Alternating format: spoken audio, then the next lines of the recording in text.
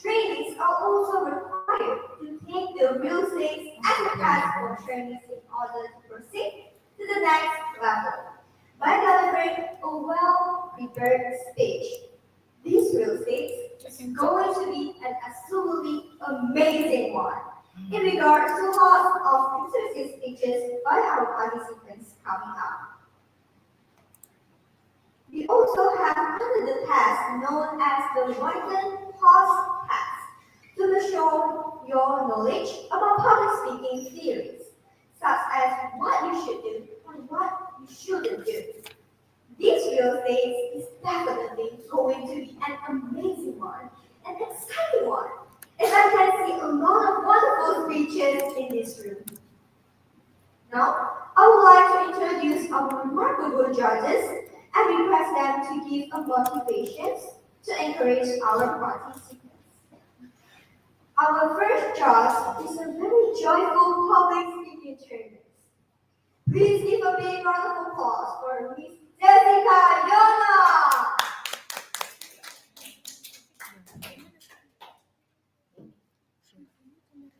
So, good morning, everyone. Good morning, friends, and good morning, parents.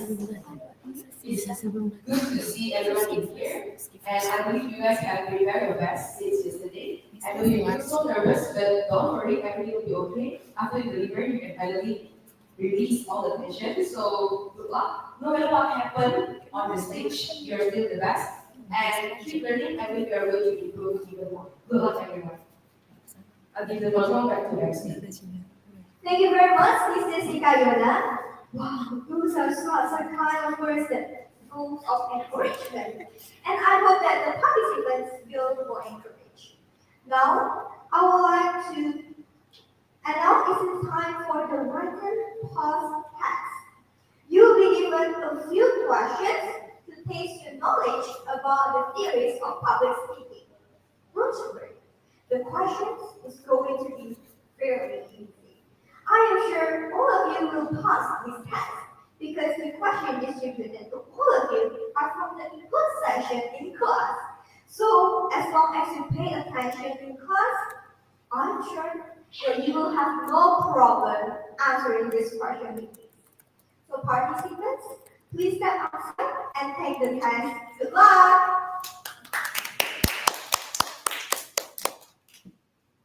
Okay, everyone, let's do the written test. You can follow Miss Irene. Di sesi nya belum menyimak sih, mungkin di sesi kalian. Iya. Di sesi belum ketemu sih. Udah misioner udah.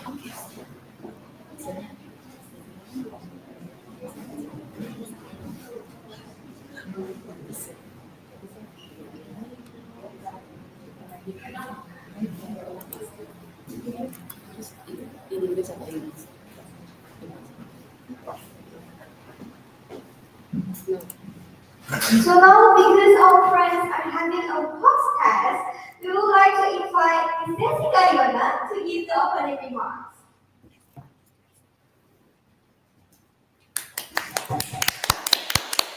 Halo, selamat pagi Bapak-Bapak semuanya. Apa kabar? Baik. Atau gimana perasaannya? Biasa aja atau ikut nervous sama kayak anak?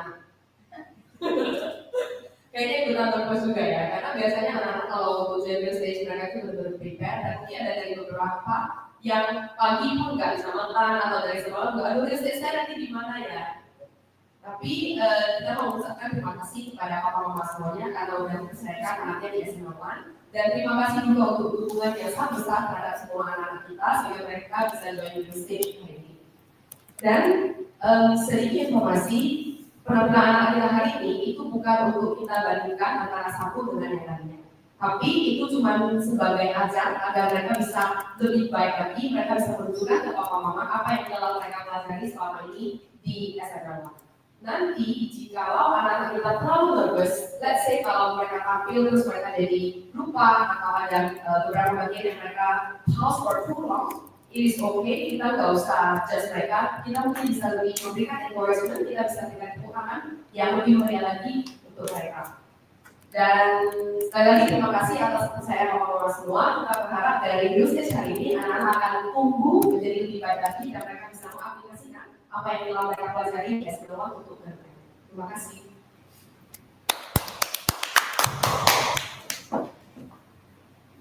Thank you very much, Ms. Sesi Kayona.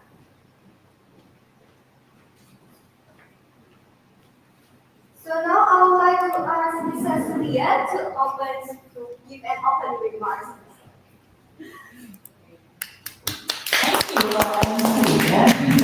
Selama ini Papa Mama, maaf tadi ada sedikit masalah ya. Tapi selamat pagi ya. Saya ingin mengecek Papa Mama pagi hari ini anak-anak kan anak real stage ya. Ada yang anaknya pertama kali real stage? Ada ya? Ada. Oke, bagus sekali ya. Ada yang terakhir kali real stage? Belum. Belum ya. Baik, bagus lah ya.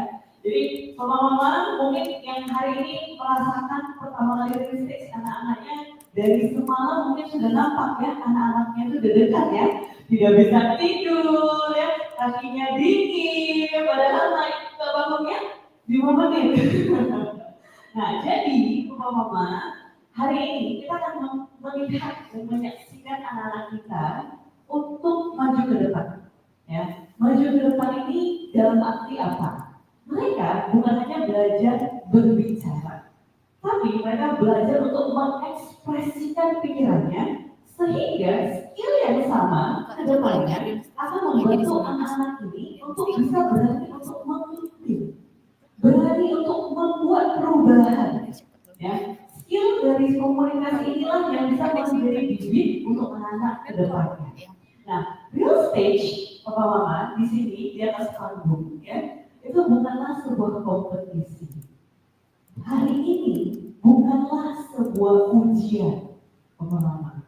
Hari ini lebih ke sebuah peluang agar anak-anak menunjukkan keberanian mereka.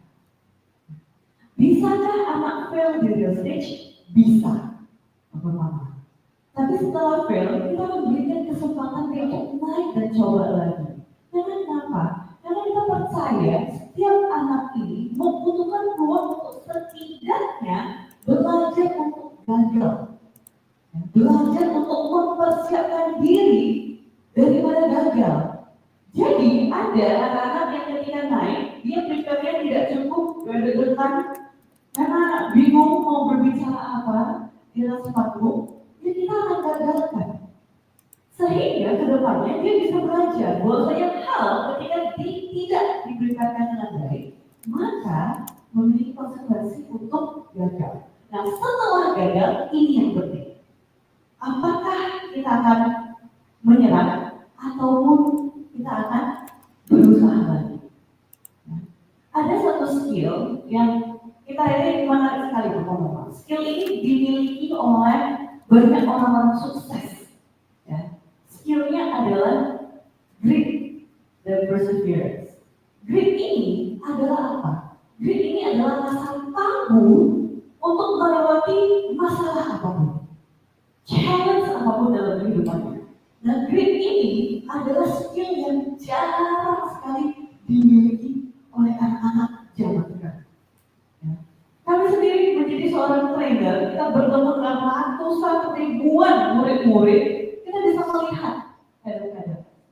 Karena anak ini ketika kita berikan challenge tersendiri, dia itu sudah lemas dulu. Ya. Tapi ada juga yang ketika kita berikan challenge, dia akan berusaha untuk menyelesaikannya dengan baik. Dia akan berusaha untuk meningkatkan skill dirinya lagi, agar bisa menyelesaikan challenge tersebut. Nah ini yang ingin kita bangun ke anak-anak. Perasaan tidak gampang menyerah untuk melewati badai-badai di kehidupan ini yang beragam-agam. Ya. Jadi hari ini kita akan melihat beragam sekali performance. Ada anak yang mungkin ketika maju dia itu lucu, ya, cute. Ya. Ada anak yang ketika maju kita bisa nampak nervousnya. Ada anak yang ketika maju, dia itu sudah confident. Kenapa? Karena proses setiap anak itu berbeda-beda. Ada anak yang baru belajar 6 bulan, ada yang sudah 1 tahun, ada yang sudah 6 tahun. Ya, kalau welcome back. Jadi hari ini, Papa Mama, kami minta bantuannya. Apapun performance anak-anak di atas panggung, kita berikan dukungan. Kita berikan dukungan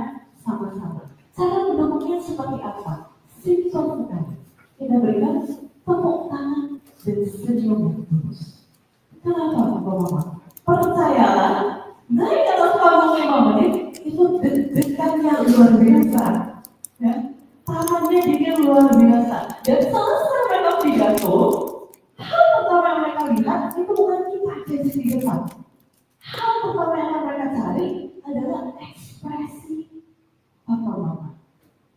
Jadi kita berikan dukungan agar kita bisa sama-sama untuk memberikan yang terbaik untuk anak-anak kita, Papa Mama. Ya. Nah, di sini juga saya ingin memberikan informasi Papa Mama bahwasanya di SMA Awal kita percaya kecerdasan saja tidak cukup. Ya. Makanya di SMA Awal kita memiliki 3 aspek: skill, manner, dan life.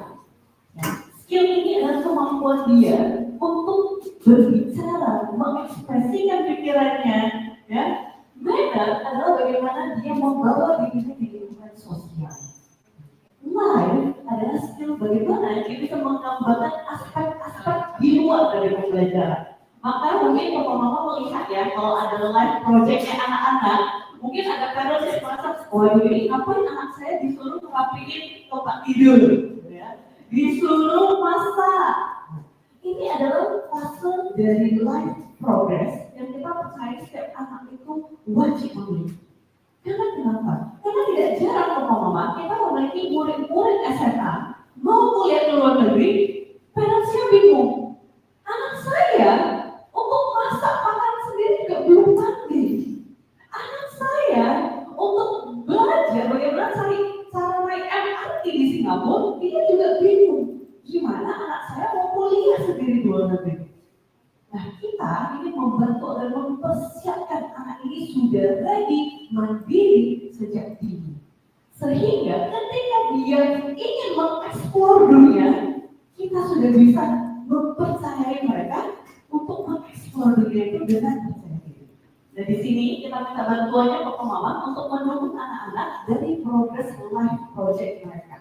Ya, jadi life project anak-anak di sini mungkin yang private 3 hari gitu ya, surgeon 5 hari. Jadi levelnya semakin tinggi sampai yang paling tinggi general itu 2 bulan secara rutin terus-menerus Bapak-Bapak. Jika mereka fail, ya, life projectnya, gagalkan. Jangan dibentuk pasti, suruh ulang lagi. Ya, agar kenapa? Agar habitnya terbentuk Bapak-Bapak. Ya. So, guys, if your parents fail you, now you know. Miss Cecil told them, ya. Nah, kita juga ingin menginformasikan Bapak Mama, di tanggal 10 Agustus mendatang kita ada kompetisi. Ini khusus untuk anak-anak youth, ya. Who's the youth student here? Can you raise up your hand? Youth student? Youth? Yes. Not youth engineer. Youth student. Nah, khusus untuk anak-anak SMP SMA, kita ada mengadakan kompetisi, public speaking dan ini terbuka untuk umum, ya. Nah, lokasinya adalah di main atrium dari Park Medan. Nah, di sini Bapak-Bapak kita mengencourage untuk ikut. Kenapa? Karena ini adalah kesempatan mereka untuk merasakan panggung besar di tengah ratusan mata yang melihat mereka. Ya, ini bukan perkara menang. Tapi merasakan pengalaman bagaimana di atas panggung di tengah-tengah hall yang besar. Nah, agar mereka bisa memiliki pengalaman tersebut, Bapak Mama boleh encourage untuk anak-anaknya join kompetisi Battle of Speech. Ya, nanti informasinya mungkin nanti bisa dibantu untuk di-share ya dari tim kita juga. Nah, hari ini Bapak Mama segera memulai presentation. Guys, ladies, are you ready?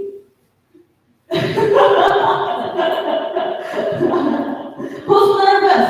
Can you raise up your hand? Wow, okay. Who today is their first real stage?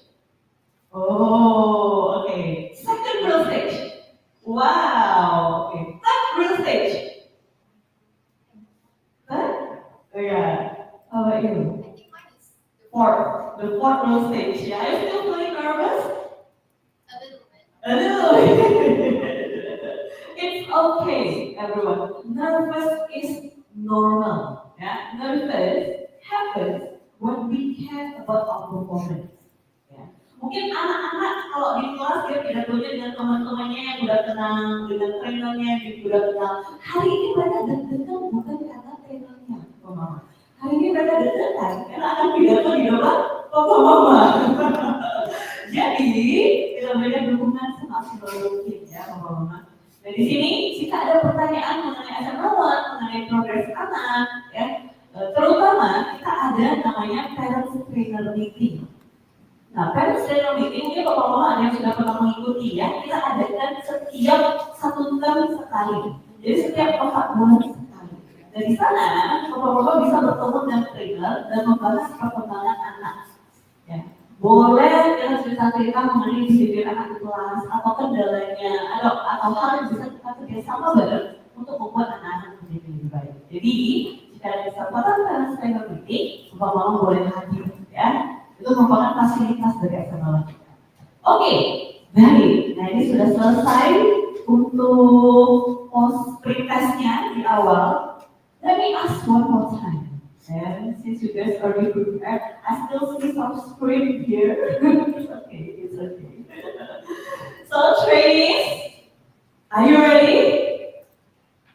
Yes. Yes. Ready or not? The time is now. Okay. If I were you, I will take a deep breath. Slowly and release. Take a deep breath again. Slowly and release. Okay. I'm excited to see your performance today. I believe that you have prepared really well. And let's start our stage today. Yeah. Terima kasih Bapak-Bapak telah mempercayakan anak-anaknya di SMA 1. Jika ada pertanyaan silakan kabari. Silakan terus dan ngobrol-ngobrol bareng ya. Nah, let's start our role play today. So, ladies and gentlemen, please, I give the control back to the MC. Thank you. Thank you very much, Ms. Cecilia. So, trainees, how was the test? Was it easy? No. Wait, I'm sure that is very easy because all of you did great on the test. Now, it's time to start explaining the rules of the real stage. Firstly, it is necessary for all of you to put your phone on silent mode throughout the whole session. So the speakers will face any disturbance and can speak smoothly. Secondly, during the speaker's speech, it will be pressure if you don't go out or eat in the room. Otherwise, it will distract the speakers. Third, littering is not allowed in the room. Lastly, at the end of each speech, speakers will receive a feedback and comments from the judges. For those audience who want to give a feedback, you can give your feedback as well by accessing to the link and form given after you click the link shown at the TV. And please don't write anything unnecessary. Now we will continue to explain the time limits. For private, you can deliver any speech for 5 to 7 minutes. In 5 minutes, the timer will turn on the green light. In 6 minutes, the timer will turn on the yellow light. And in 7 minutes, the timer will turn on the red light. For surgeon, you can deliver any speech with the usage of either PowerPoint, music, property, for 5 to 7 minutes each. In 5 minutes, our timer will turn on the green light, and in 6 minutes, they will turn on the yellow light, and in 7 minutes, they will turn on the red light. For lieutenant colonel, you can deliver a speech of sounding a production for 8 to 10 minutes each. Our timer will turn on the green light in 8 minutes. In 9 minutes, they will turn on the yellow light, and in 10 minutes, they will turn on the red light. For colonel, you can deliver a persuasive speech for 5 to 7 minutes. In 5 minutes, our timer will turn on the green light. In 6 minutes, they will turn on the yellow light, and in 7 minutes, they will turn on the red light. For Lieutenant General, you have to evaluate 2 speakers. For each evaluation session, the time limit is 2 to 3 minutes. In 2 minutes, they will turn on the green light. In 2.5 minutes, they will turn on the yellow light. And in 3 minutes, they will turn on the red light. And remember that you will have 30 seconds to finish your speech before getting disqualified. Also remember, after you deliver the speeches, please ring the bell. After the bell was rang, we need to say, "That was easy." Once again, a reminder for all participants to always pay attention to the time limit. Just like all speeches that you did prior to this rule states, in case the speech is too short, it won't be meaningful. On the other hand, we will lose your audience attention if the speech is too long.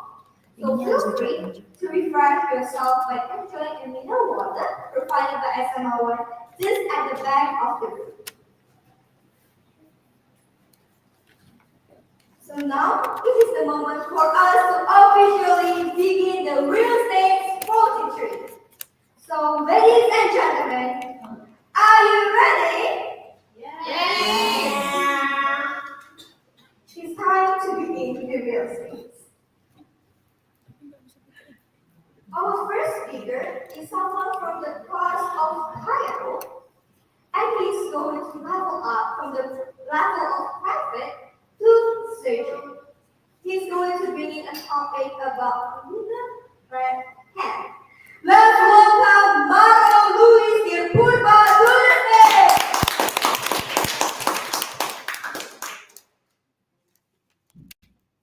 Maro, with the right hand, Maro. Maro, the stage is yours.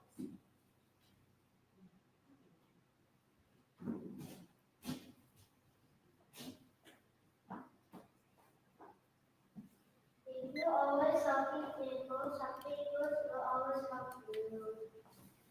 So today I will tell you a story about the little red hen. One day there's a farm and there's a chicken named the little red hen. He always works every day. She pecks the ground, she looks for worms, sometimes laying eggs. The little red hen has 3 friends: the cat, the dog, and the horse.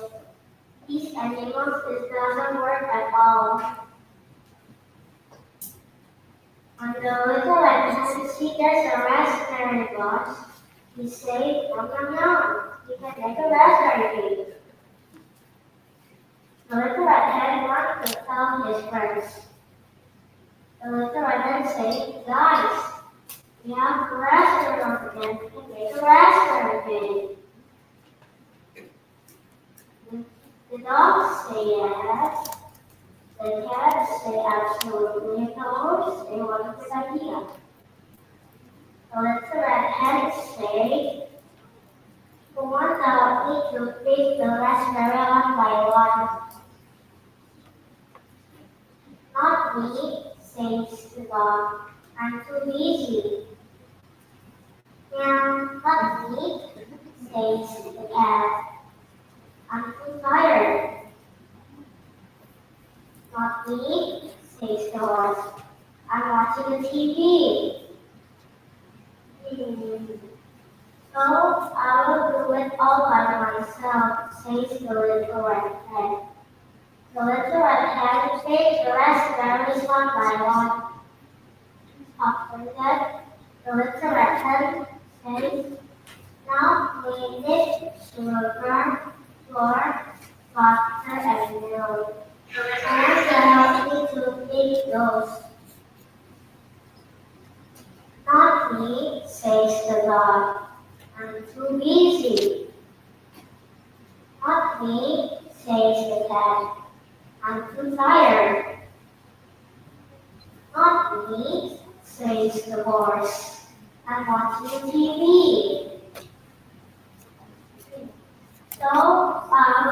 do it all by myself, says the little red hen. The little red hen rushed to the pantry to take butter and sugar. The little red hen rushed to the fridge to take milk and flour. After the little red hen asked someone to help me to clean all of them, says the little red hen. Not me, says the dog. I'm too busy. Not me, says the bird. I'm too tired. Not me, says the horse. I'm watching the TV. So I will do it all by myself. The little red hen clicks about all of them until it's so very pretty. After that, the little red hen put the cake inside the oven. After that, there's a good smell came from the oven. The dog can smell, the cat can smell, and the horse can smell. They rush to the pantry. The little red hen takes the cake from the oven and cover it with sugar. The little red hen says, "Who wants to eat all of the cake?" says the little red hen. The dog says, "Me." The cat says, "You're the dog." The horse says, "Me." But the little red hen says, "I don't think so." Why? Because you guys don't have to make the cake. So you won't have it. The little red hen tried with the cake and ate it all by himself. So the moral is always helping people. I'm Mara, thank you.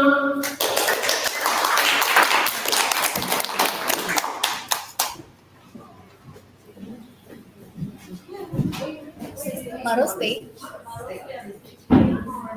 Wow, thank you for your wonderful story, Maro. And now let us one of our judges to give a feedback. Let's welcome our judge, Miss Cecilia. Thank you, MC.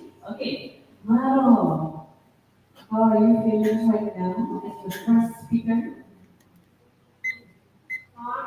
Normal. Okay, very good. All right, I like it. Do you feel more relaxed now after you complete your speech? Yeah. Okay, that's very good. Yeah. Because becoming the first speaker, it's not easy, right? Becoming the first one to go to the stage, it's not easy. Okay? And you are being brave to do that. Yeah? You are being brave because going on the stage as the first speaker usually gives the sense of, oh my God, how it goes, how will I feel? I'm the first speaker, right? But you are able to go to the stage and deliver the whole speech, 5 minute speech, very well, smoothly, without a pause, right? So you're done a very brief and a very good job on the stage, okay? I like that you are sharing your eye contact to the audience, especially in the beginning. And also, you have a very cute voice, Maru. Especially when you say like, yum, yum, yum. I was like, that was very cute, this, right? And also, you are brave to move around the stage to the left, to the right, when you're talking about the animal's character. And at the end, you also include moral of the story. I think as a storyteller, I really enjoy your storytelling today. I love that you bring it really simply and also you add the moral at the end. What I can add for you in the future, Maru, you can try to stop swinging left and right, and left and right. Okay? Stand straight. Yeah?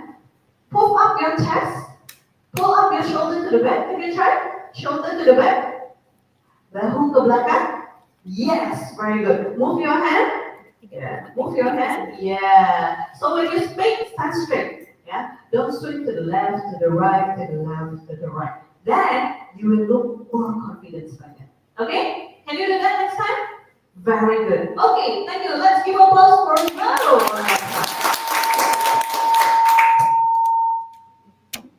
Thank you very much, Miss Cecilia. I believe the feedback will be very useful.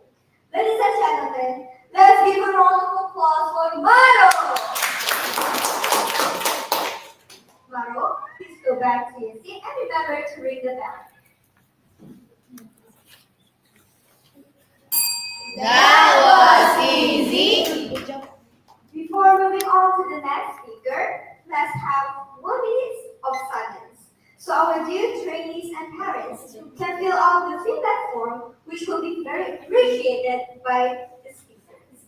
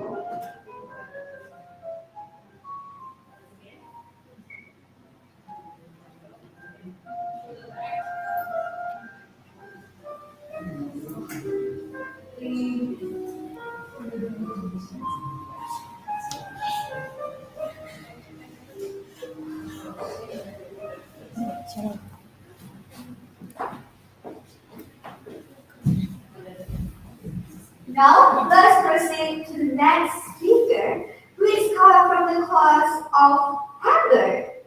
She is going to bring a topic about the power of saying no.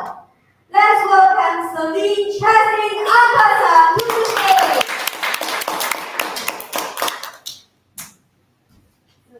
The power of saying no. The power of saying no, Celine. Your time limit is 5 to 7 minutes. The stage is yours.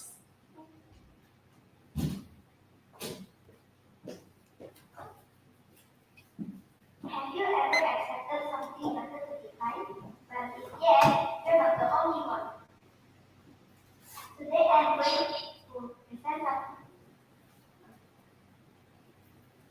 present something small but really important.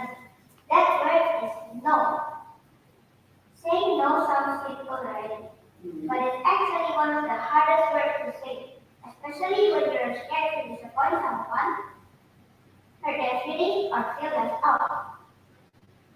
I used to think saying no was rude or selfish. When my friends told me to told me to do something I wasn't, if my friend told me to do something, even if I was exhausted, I would still do it. Or if someone told me to do something I wasn't comfortable with, I would do it also because I didn't want to seem untrue. I have a friend that experienced saying no is okay. So she had 2 friends. Let's say they are a trio, they have 3 friends. One day while she was washing the dishes, she heard her phone ring. Picked it up and saw that it was both of them. They told her, "Do you want to play with us?" Afraid of being left out, she said okay, but she hadn't finished her chores yet. So when her mom got home, her mom scolded her because she already started playing even though she didn't finish her chores. She told her friends, and her friends said, "It's okay, we could have waited for you. We don't want you to get mad." She realized her mistake and she laughed. I have my own story too. 4 years ago, I had friends that like to manipulate me into doing things that they were lazy to do. So, and if I didn't want to do them, they would say things like, "Why are you so mean? You don't want to be our friend anymore?" One of the person said, if you don't want to help me, then don't need to be friends with me anymore. And I was really upset, so I told my sister about it. She told me that it's okay to say no. So that's what I did.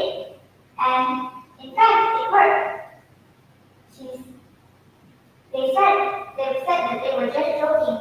I realized that they were just joking me. So I moved on. So I learned that saying no isn't rude or selfish.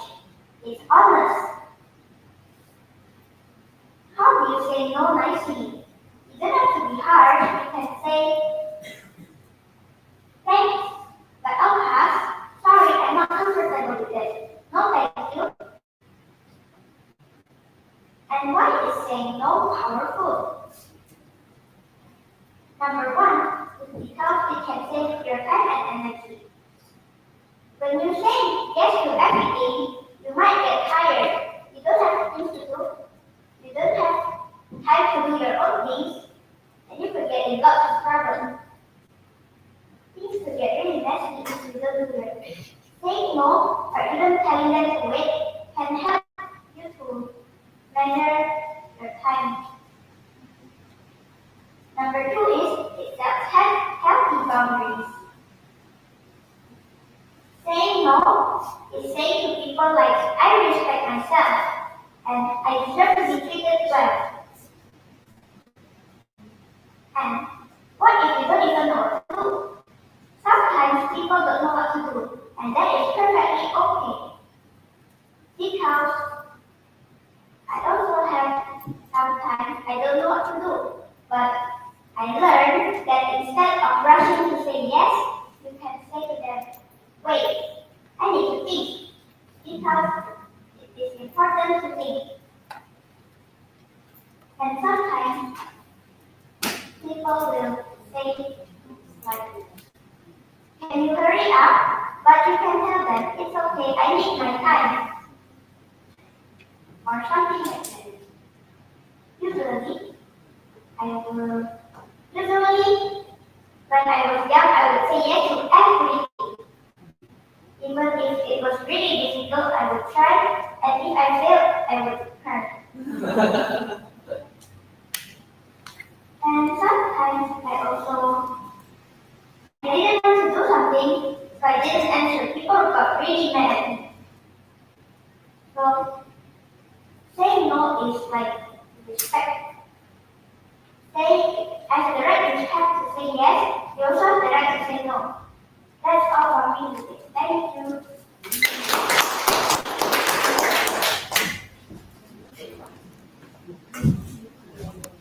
Wow, thank you for the wonderful speech. It was really motivated. Now let's have one of our judges here to give us feedback. Let's welcome our judge, Miss Jessica. Celine, hi.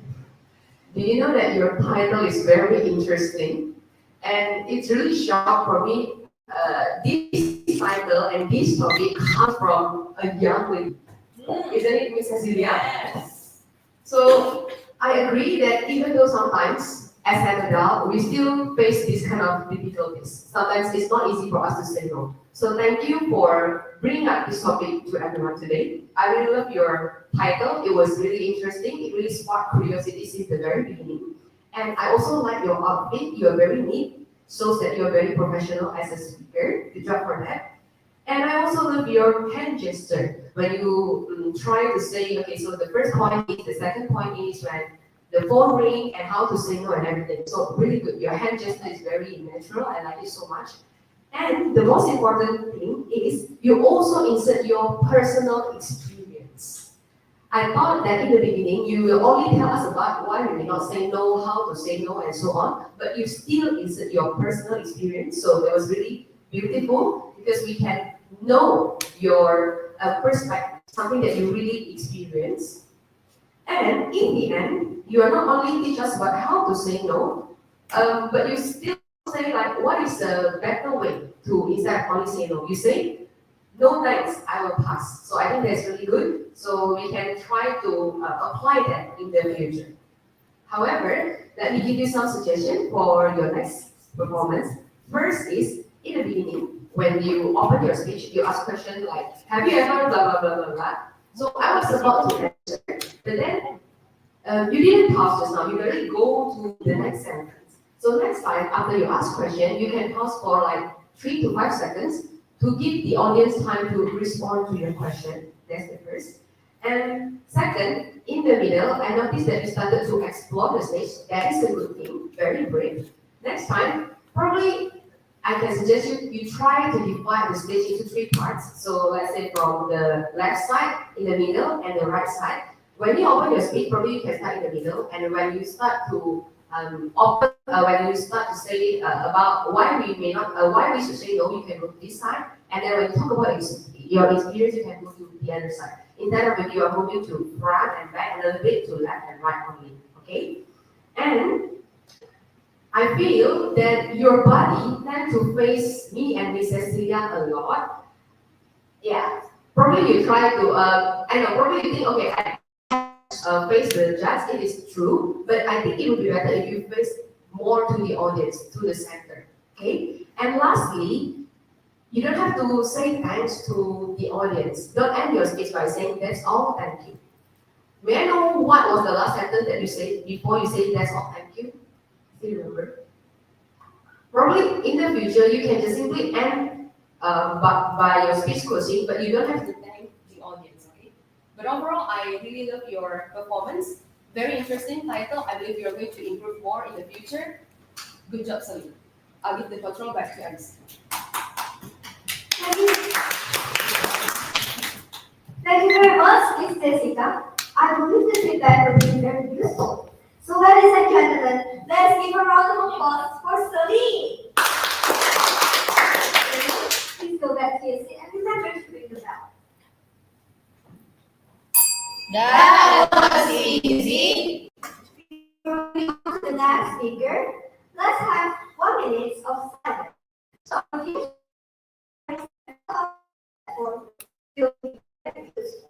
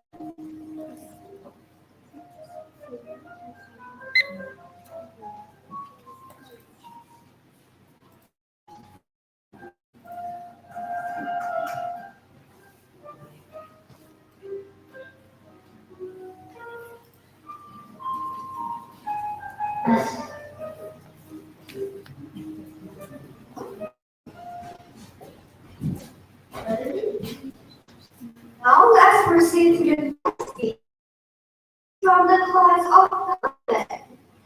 And she's going to bring a topic about the power of imaginations. So let's welcome Valine Holy Reason to the stage.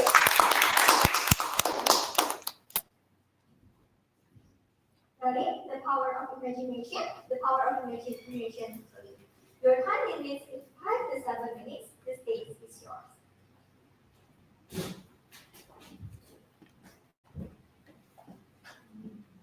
Albert Einstein said that imagination is everything. It is the prelude to life-coming attractions. Imagination is more important than knowledge. Knowledge is limited, but imagination encircles the world. So let's start with what is imagination is the ability to create images and ideas inside our mind. It is the starting point of all innovation. Scientists need imagination to make new discoveries. Engineers need imagination to produce new products. Designers need imagination to create new fashion, and journalists need imagination to write the articles. Everyone here needs imagination. Think about this. 100 years ago, internet, cell phones, microwave, computer, air fryer did not even exist. Nowadays, we can easily buy something online from our phone. And 2 days later, the things will arrive at our house. We can also see what Mr. Stephen and Miss Lisa is doing. Just with a click and a swipe from our phone. See how far people's imagination bring us to. Imagine a world without imagination. A world without imagination would be like no new invention, no new product, no new food. Without imagination, we will always repeat the same patterns, making the same mistake, and living our life over and over again. But with imagination, there are no limits. If you want something to show up in your life, you obviously firstly should be able to imagine about it. Recently, I just finished a free life project, which is sleeping by myself. Every night, I will go to my own room and sleep by my own, without any company. This was the hardest task that ever assigned to me. The first few days was a nightmare. I would run to my parents, cry and said, "I'm scared, I cannot sleep. Can I just sleep with you guys?" But my mom always said, "Just go and try again. Think about the good stuff only. Like we are going on a walk tomorrow and get breakfast. Think about what you want to eat tomorrow, what you want to do tomorrow. And just think about the happy things. Don't think about the bad things. Don't place any thought that you don't want to become real in your imagination." It was so hard at first. But after the 4th day of the project, I learned to only put good things in my mind during the process of sleep. Then I learned that if I put here, I don't want to sleep on my own in my brain or in my imagination, then the idea very will happen, will be bother me, and I won't be able to finish this project. More in imagination than in reality. We always think that what if I fail? What if they don't like me? What if they laugh at me? But have you ever think that others might actually think in a different way? Like, what if I become success? People like me, I'm so proud of me. Your imagination is yours, and yours all alone. You can place anything in your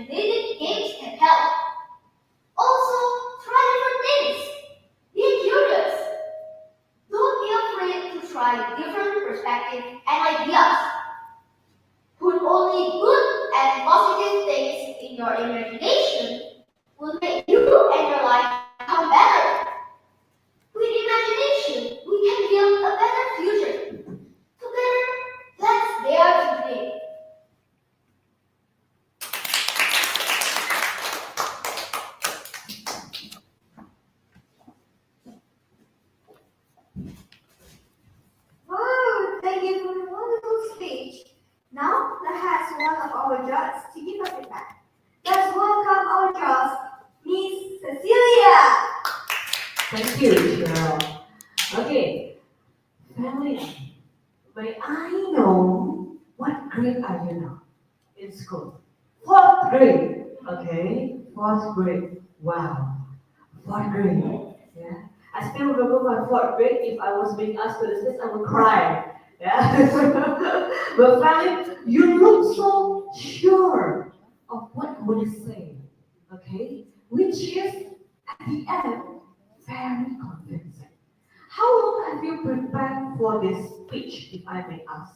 The power of imagination. More than 1 month.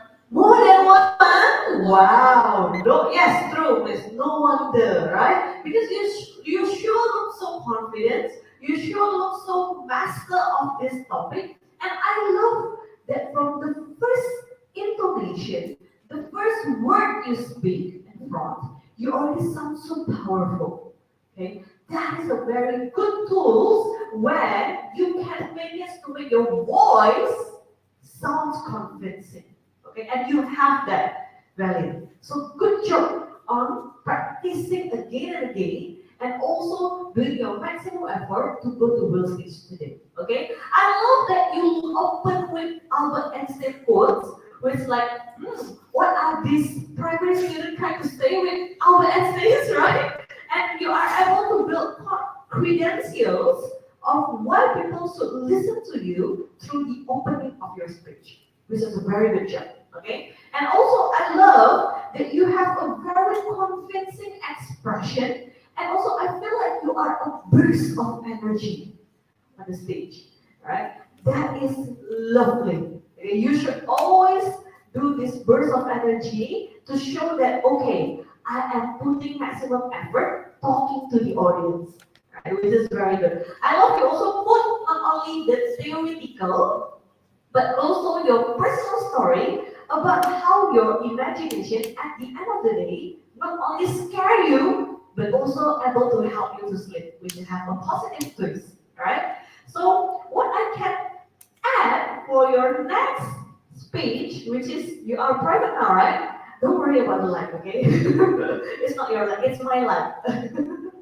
So what you can do next time, you are going to surgeon, right? So I would love to see when you deliver your speech, you can play more with how tense you want the speech to be. So it's not only tense, tense, tense, fire, fire, fire, but also there will be part where we calm ourselves, where we bring the intonation to more light version.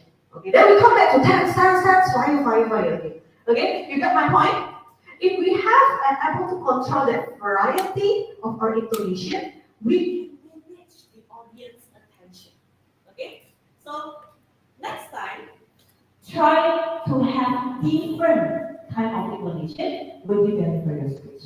Yeah? There are parts where it's tense, which is very good, you done it. There are parts where it's calm and light. Okay? So I'm excited to see your next performance, family. You are going to be a very amazing speaker in the future. Thank you. Let's do a round of applause for Daniel. Thank you very much, Miss Cecilia. I believe the feedback was very, very good. Ladies and gentlemen, let's give a round of applause for Patty. Okay, please go back to your seat and remember to ring the bell. That was easy. Before moving on to the next speaker, let's have 1 minute of silence so our dear trainees and parents can fill out the feedback form, which will be very appreciated.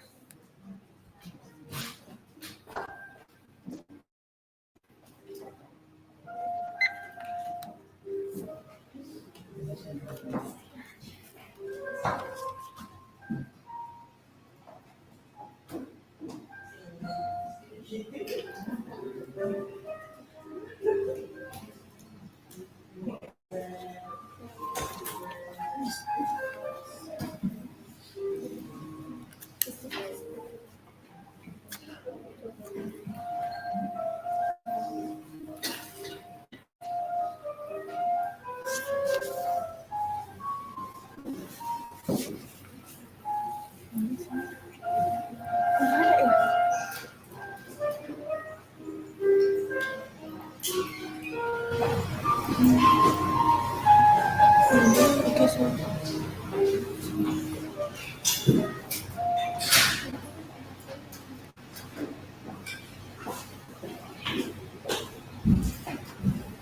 let's proceed to the next speaker. She's from the class of Atlanta and will bring a topic about character. Let's welcome Carmen Jokro Miklo to the stage.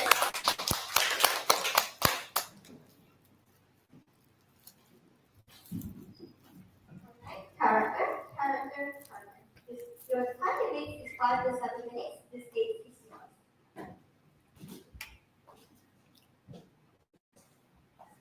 Have you ever been to a moment where you had to choose between what's right and what's easy? Maybe it was being honest when it would have been simpler to lie. Maybe it was helping others when even if it could cost you your time or energy. This moment may be small, but they reveal something much bigger, our character. Character isn't what people see on the outside. It's about who we truly are on the inside. Especially when no one is watching, it shows the choices we make, the value we live by, and the way we treat others. And most importantly, value is built every time we choose to do what's right, not what's easy. Doing what's right often means choosing the harder path. It means standing up for someone who's being bullied, even if it means standing alone. It means being honest, even when it could get us in trouble. It means doing what benefits us, even when it could hurt others. These moments are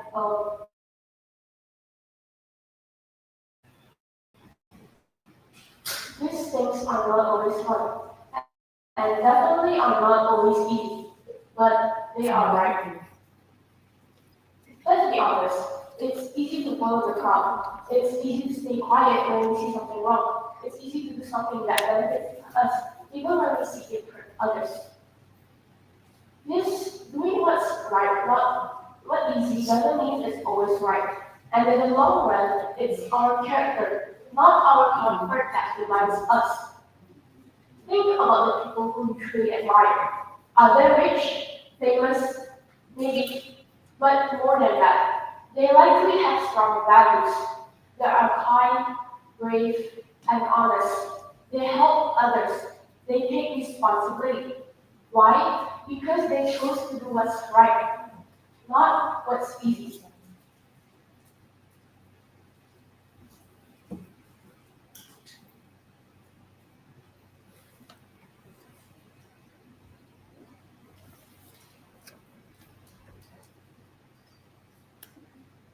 This, some people may say, why bother doing the right thing when no one else notices? But they are wrong. This reminded me of something I often say when I become the MC in SML company. Skill without character is useless. You can be smart, skillful, talented, and accomplished. But without character, none of it matters. Character is the foundation. Without it, everything else falls apart. That's why I believe having a good character, even when it's apart, is better than simply being skilled.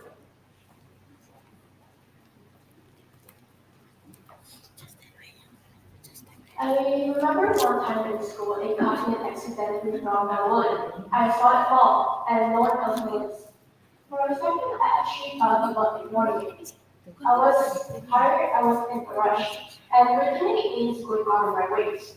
But something inside me said, do the right thing. So I picked it up and returned it. Later that day, my teacher found out and spoke to me after class.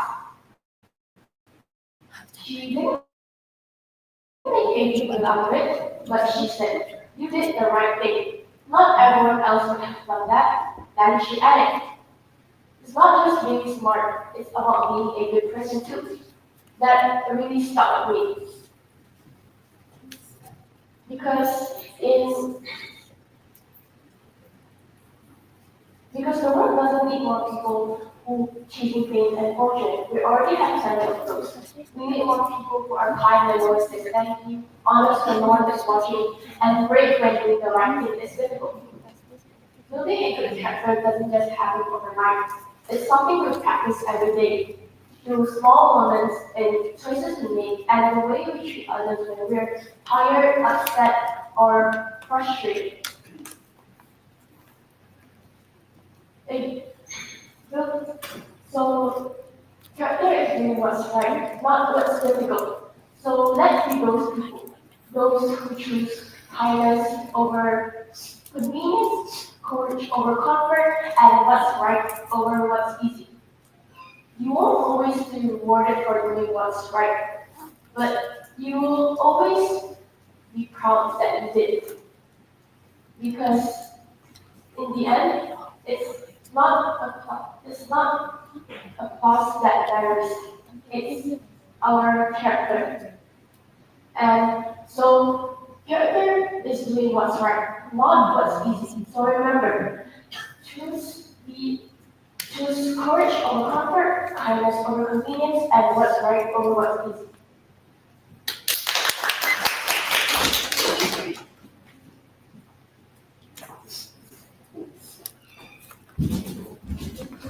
Thank you for a wonderful speech. Now, let's have one of our judges here to give us feedback. Let's welcome our judge, Miss Jessica. Hi everyone. So how's your day right now? You guys are really okay. That's good. So I feel that you are very brave because you dare to bring this topic. I feel that this is kind of a heavy topic that you dare to talk about this. So good job for that. And I also like your strong opening. It really grabs my attention since the very beginning. And besides, you also insert your personal experience regarding this topic, so very good. And I also feel that your speech is very deep. Every sentence that you spoke just now since the very beginning, it really makes your message even stronger. You keep on repeating about character. It is about doing what is right, not what is easy. So that is very deep. And you know what is the most beautiful part of me? You can start again even though you forgot some part of your speech. I ever been in your position. That time was even worse. It was in the middle of a speech competition. And then I forgot my speech and I couldn't continue anymore. But you can. So please accept that it's okay to make a mistake. The most important thing is you keep on growing. So that is very good. That's a strong point that you have. Keep it up. And here's only some part that you can pay attention on in the future. In the beginning, when you ask the question, you did give pause, but I feel it was too short. Probably you can try to add more 1 or 2 seconds in the future. And again, when we don't know what to do with our hand, we can always use people. But I feel probably you were too nervous. It was not a proper people. And you also keep on moving to left and right a lot. It is okay to explore the stage, but more to unify into 3 parts, the left, the middle, and the right, rather than to move one step to here, then back to the middle, and then back to another part. And also in the future, you can try to be more open and gesture. Just now you already give hand gesture, but then I feel it is not open enough. But don't worry, this is still your first real stage. But the most important point is I can really get your message. Your message is about character is doing what is right, not what is easy. So despite you forgot some part, but your message still get into me. So good job. I'm looking forward for your message. So thank you very much, Miss Jessica. I believe the feedback will be very useful. Ladies and gentlemen, let's give a round of applause for Carmen. Carmen, please go back to the seat and remember to ring the bell. That was easy. Now let's have 1 minute of silence.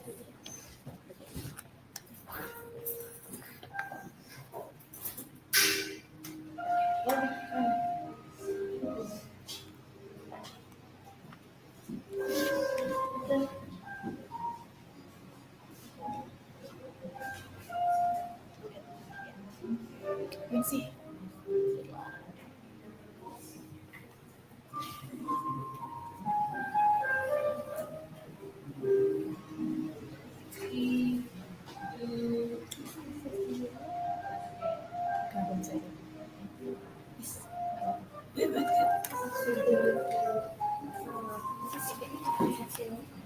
HP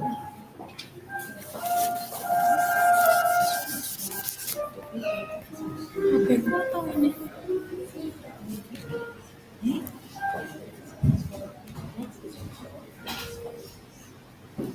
Okay, now let's proceed to the next speaker. And this speaker, we're going to level up from studio level to lieutenant colonel level. And she's from the class of province. She's going to bring a topic about math competition. Let's welcome Quincy Joycelyn Eugenia.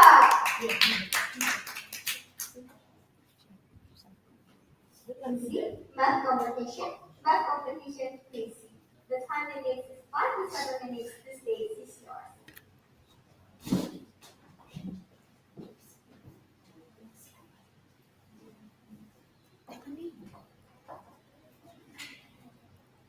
Competition.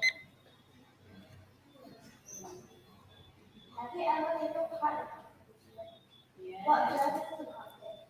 Is it a dessert or something more?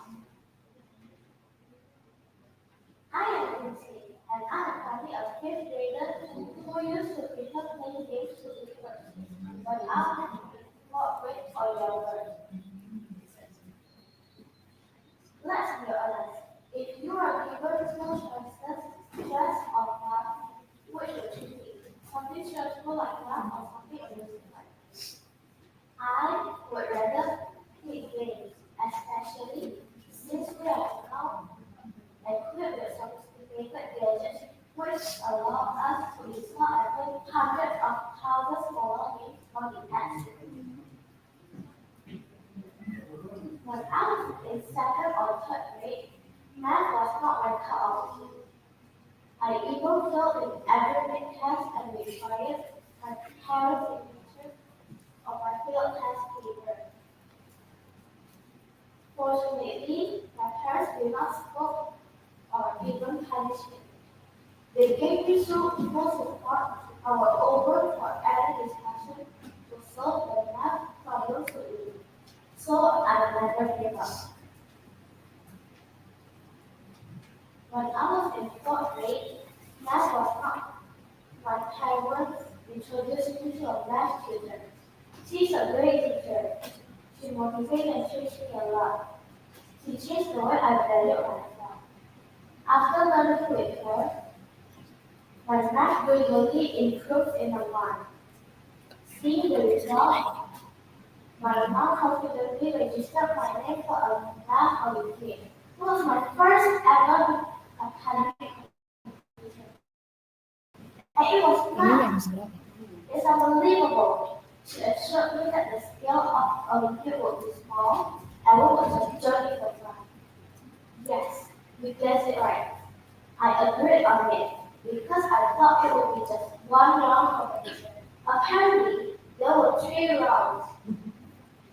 If you pass the preliminary round in London, you'll proceed to the semi-final in Shanghai, and the last is grand final in Jakarta.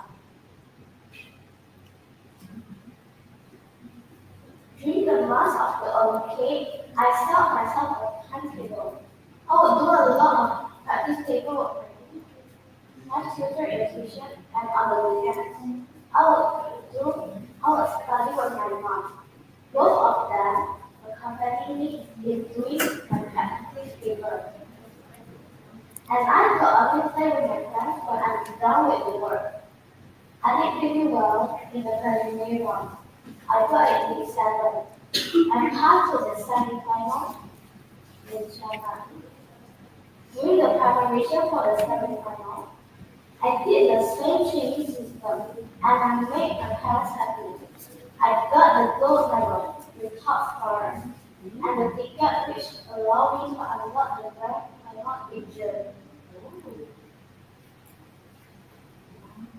I was very excited to go to Jamaica last year. I had prepared myself and couldn't wait to have a short trip there. The Olympiad was held on 21st June, and the awarding process was on 22nd June. However, there were errors on the awarding process resulting in the faulty awarding. The judges releasing the winners without checking all the participants' paper. Only one third were done checked, while two thirds were not checked at all. Yes, the judges directly announced the winners of the game. Anger burst out in the crowd and everyone was dissatisfied by it. After a few days and we had to return to our hometown, the judges released the, the winners and resulting the ones whose paper was not checked before get the highest score of the first newspaper winners. Yet the judges cannot take back the big award for the newspaper winners. I didn't get any gold, silver, and bronze. I get the second runner-up. Only if they had checked thoroughly before announcing the winners, I could have gotten a bronze at least. How was that? It was probably not my time. My mom cheered me up and said, it's okay because I had tried my best. She was proud because I contributed to the exam final and against the entire nation and got the second runner out of the first attempt. I felt very relieved hearing this from her. Since my mother was supporter, since then, I would like to try harder for any upcoming events.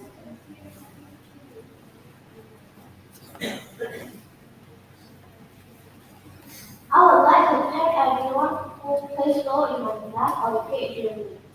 Without you, there would be any nation and humanity standing here. Patience allows us to persevere through difficulties, while power is the fuel that drives progress. That's the principle that I put onto today. Before I end this speech, let us be more consistent and never give up. As Edmund Burke once said, our patience will achieve more than our thoughts. Have a peaceful day.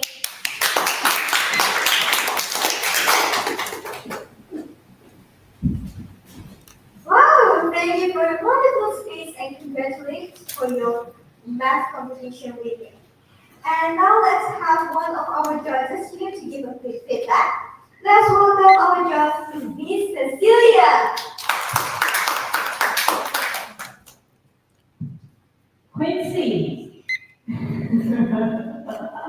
Quincy, you know, I still remember when you first come to SML1, especially when you go to private and surgeon telephone, how that every time we ask you to do a speech on the stage, you will just stand there, do a normally, and then smile the whole time.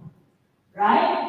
Well, I still remember it was very hard for you to complete even a 3-minute speech. But today, look at you now. I'm so proud and so amazed. I also believe the other trainers were so proud and they kept smiling and then nodding because you really show your quotes that you use today. That how be more consistent, never give up, and where your patience will achieve more than your force. Right? You are really living through your quotes that you use. When you never give up, even though every time it was very hard to do speech, you tried it, you practiced again, and today you can deliver a 5-minute speech non-stop with personal stories, moral message, storytelling, and a beautiful smile. Look at you now, right? That's so amazing. Crazy. Do you realize how amazing you are today?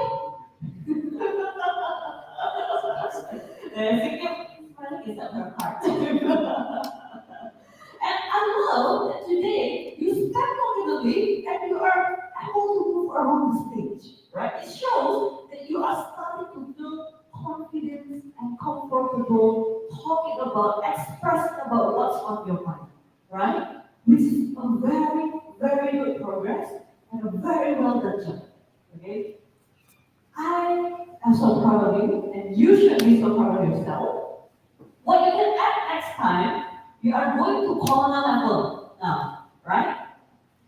Correct or not? Yeah.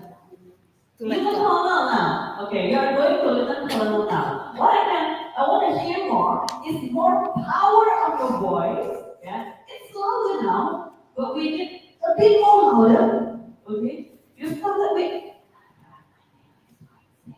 and now it's audible, it's clear, you can bring some information. Let's make it louder, okay? Let's try to do that. And also, I miss your white smile on the stage. Where's the white smile go? So when you deliver your speech, I think your white smile is the iconic version of Quincy. Keep that smile. Yeah? When you deliver a story like this, when there's not much like sadness, tragedy, it's all positive things, I want to see you smile more. Okay, Quincy? Yes. Good job. Okay, you should feel very proud of yourself. Ladies and gentlemen, let's give another round of applause for Quincy. Thank you very much, Mr. Sudia. I believe that will be very useful for Quincy. So, ladies and gentlemen, let's give a round of applause for Quincy. Quincy, you may go back to your seat and remember to ring the bell. That was easy. Now, let's have 1 minute of silence. Quincy, good job.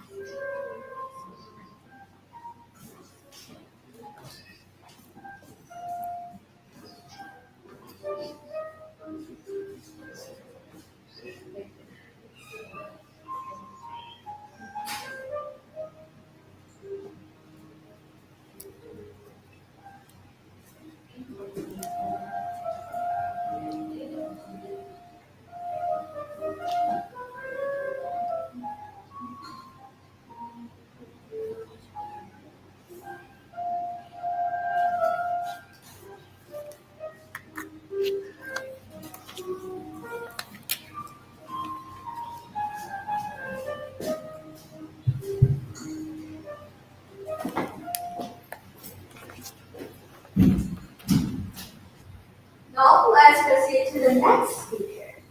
Our next speaker is someone from the class of the 50, and she's going to bring a topic about global warming. Let's welcome Philia Lee to the stage.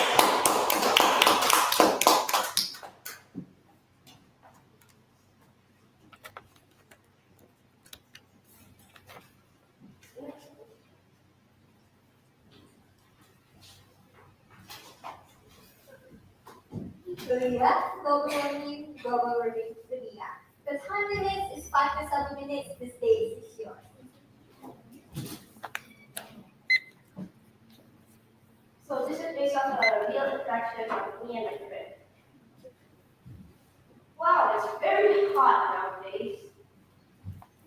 Then why don't you just turn on the AC?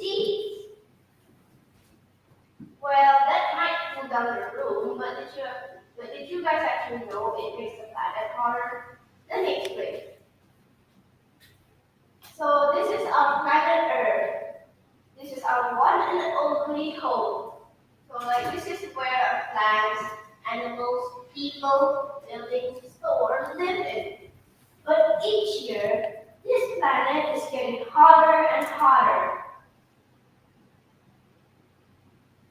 And so this slide looks like someone filled a science quiz. What do they even mean? CO2, CH4, N2O, H2O. So CO2, otherwise known as carbon dioxide, is produced in vehicles such as cars, planes, and even produced in factories. Basically anything that burns fuel. CH4, otherwise known as methane, is produced by usually rotting fruits, rotting animals. Yeah. H2O, even though it's natural, it makes things worse. H2O with water vapor, and N2O, which is nitrogen dioxide, if I'm not mistaken. This makes this is the gas that is produced from fertilizers and also the gas that dentists use to make us laugh while also destroying the planet. So like these gases, they heat up the earth and cover up the earth like in a thick, invisible blanket. So it basically traps heat inside. And our planet is literally overheating from it. So what does all of this extra heat actually do? In the first image, we see a drought. It's all dry, crackled, and sad. Life isn't able to thrive in conditions like this. So these conditions is getting more and more common each year because of the heat. In the second image, it's a forest fire. Forests are burning down, animals are running and going endangered, and trees are turning into ashes. This is happening because our planet is heating up, temperatures are rising. In the third image, we see flowers growing in Antarctica. Well, you may think it's a good thing because flowers, they're growing, right? Well, actually, Antarctica is supposed to be a block of ice and very cold. It's not supposed to sustain planets like these. And if they're growing, that means temperatures are rising, ice is melting, and yeah, climate change. It's a sign of climate change. So, what are we supposed to do? Are we just supposed to live in caves and things? Actually, there is a few solutions that can help us stay in this planet for longer. Like, for example, after using the lights and appliances, we could turn them off when we're not using them. Also save water, for example, because each day, fresh water is found less and less there. And the second thing we can do is walk, bike, or take public transportation like trains or buses. Yeah, those help because that way you're only using one vehicle and that produces less air pollution, which means less carbon dioxide, which is like the most greenhouse gas. And then we could also turn on the fans instead of blasting the ACs on 24/7. Because if we keep using the AC, it uses electricity and fossil fuel, and yeah, it'll slowly burn down, and more gases, more greenhouse gases. And before I forget, greenhouse gases are not gases that are from greenhouses. They are gases, but everywhere.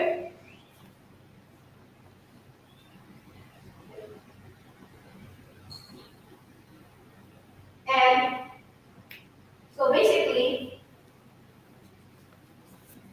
we should, from climate change, global warming is real, and we should really be serious for our Earth, for the future, and mostly for ourselves, because we do not want to be living in a storm by 2040. Thank you.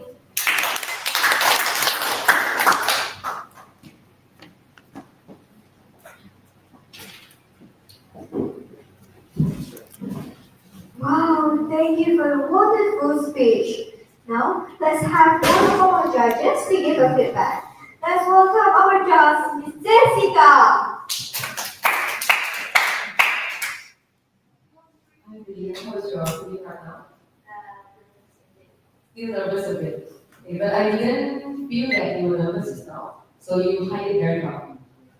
So today we talk about global warming, a topic that most of us are already aware of this, but today we still bring up this topic, so it's a good topic choice.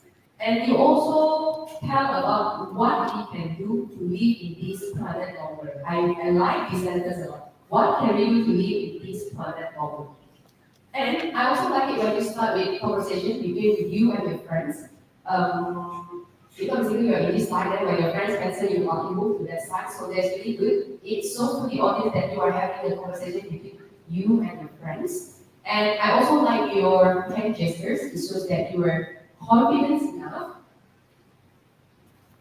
Just now you gave eye contact to the audience, but for me, I feel that that eye contact was kind of empty. You look at the audience, but then it is not strong enough. Mostly, you look a lot to the wall. So probably next time, if you're really nervous, you can try to look at the T-zone on the forehead or even the nose. We as audience don't even notice. If you don't dare to look at our eye directly, you can look at the forehead or the nose. And also, let me ask you, if you want to go to the next slide, to where you should point the finger? To the screen. So actually it is to the laptop. Yeah, you should point to here. This is only the screen. Huh? Alright, so next time please point to the laptop instead of the screen because this is only the screen. And then I also challenge you to give more facial expression. So we know that this is something serious. This is something that we should pay attention on. And also, your slides, I think it was a beautiful slide because it gives in a lot of information. It also provide picture. But for me, I feel that they were too girly. You know what I mean? Yeah, they were too girly. So it would be better if you use a more plain background so that we can see the writing and also the picture better. And in the end, please don't say thanks. Because remember, when you deliver speech, you share information to us. We as the audience are the one that should thank you because we got the information, not you thank us. So next time, don't end your speech by saying thank you. You can simply end with call to action or what is the message that you want to share to the audience instead of saying thank you. Okay, so next time, please make a less girly slides in the future. Okay, good job, Lydia. I'll give the control back to Lucy. Thank you very much, Miss Jessica. I believe you think that would be very useful. Ladies and gentlemen, let's give a round of applause for Filia. Filia, you may go back to your seat and please ring the bell. That was easy. Now let's have 4 minutes of practice.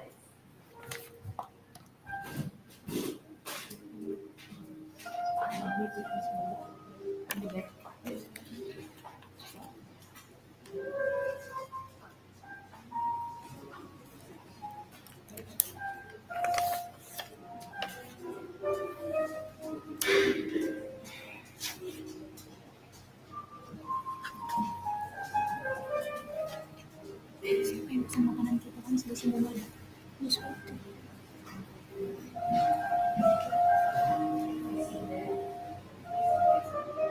Masih yang banyak. Cuma enggak. Oh iya. Tapi enggak ada kayak gitu.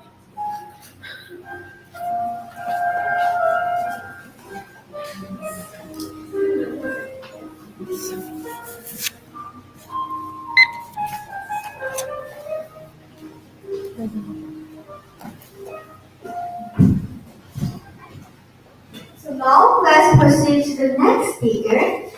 Since from the class of Amber, I'm going to bring a topic about finding your patient. Let's welcome Savannah Joey Wijaya. Savannah, finding your patient, Savannah. The time is 5 to 7 minutes. The stage is yours.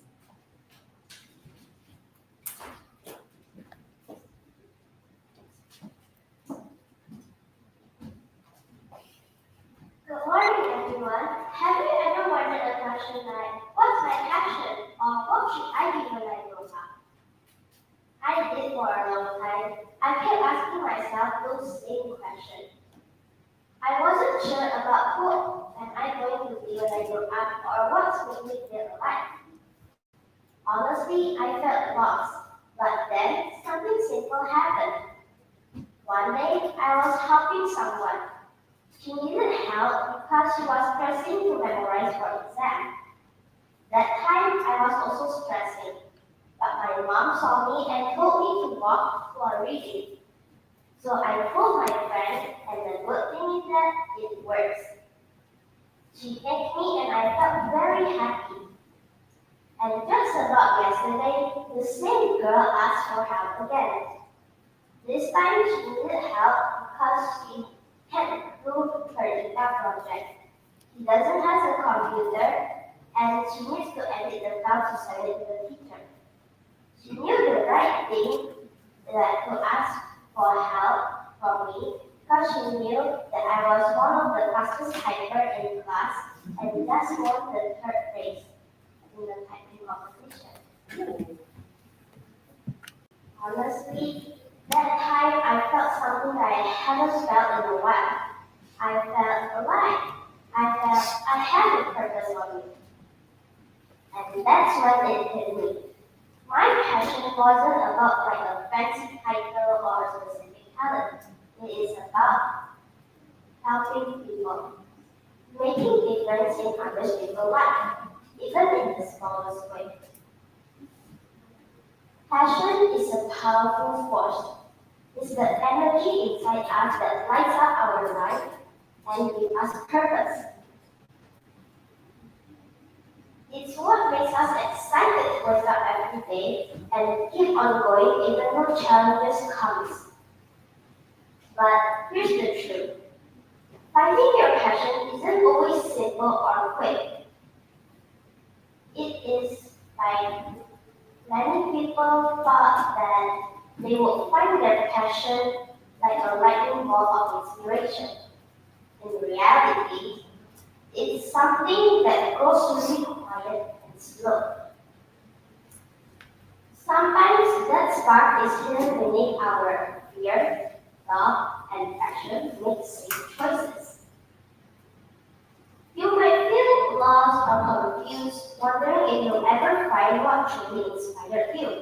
And that's okay. The important part is to stay open and willing to explore.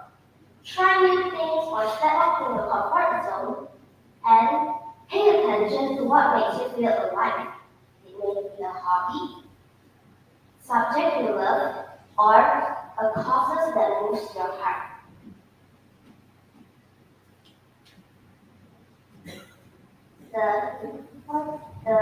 Sometimes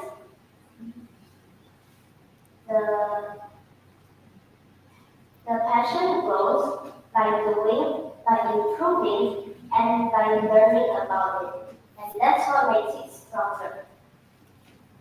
The more time and effort you put, the stronger your passion can become. Remember this. Passion isn't just limited to one thing. You might find more passion over your lifetime. But the passion is about finding your passion is a journey, not a destination.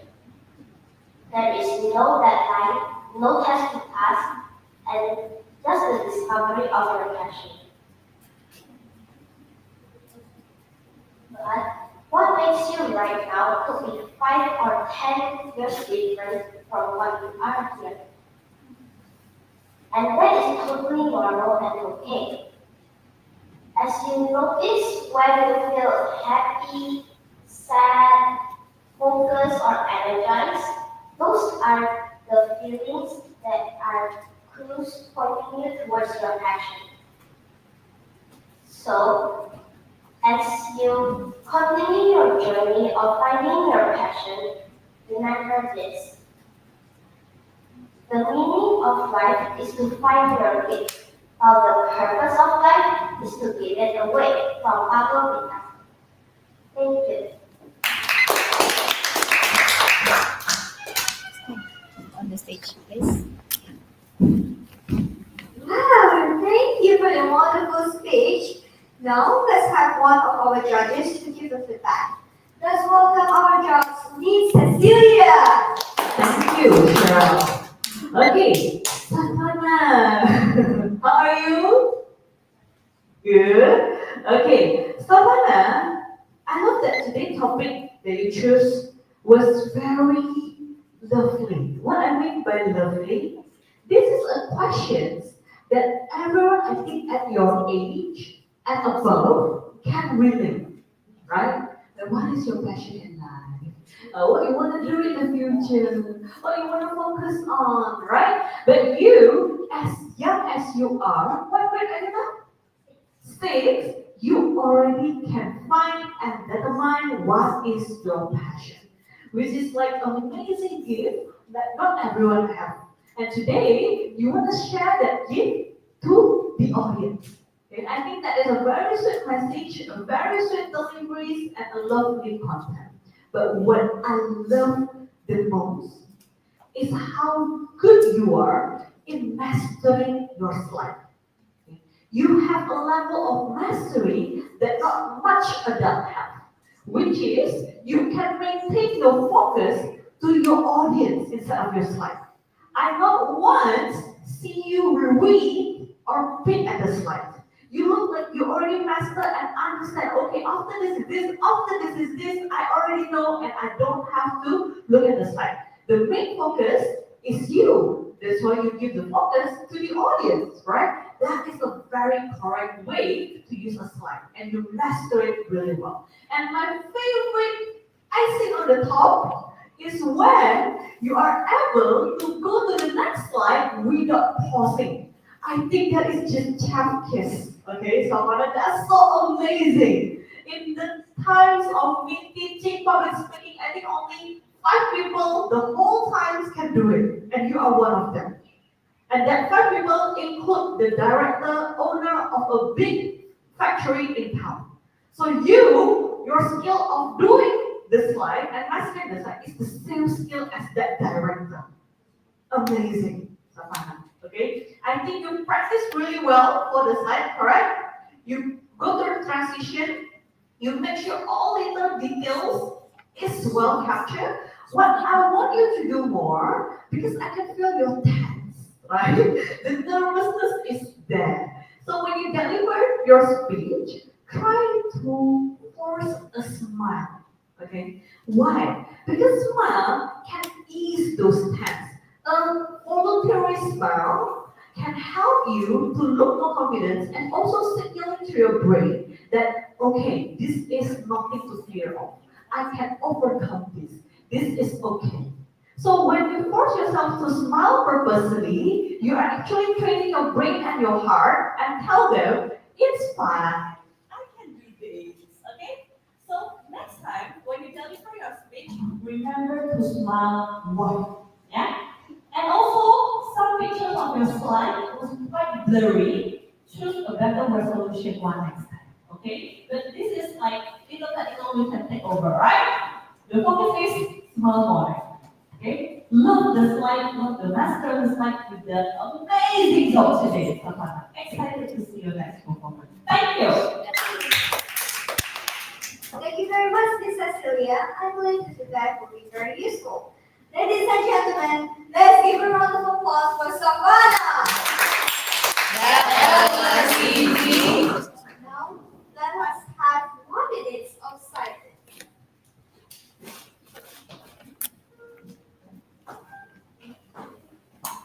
Now, please.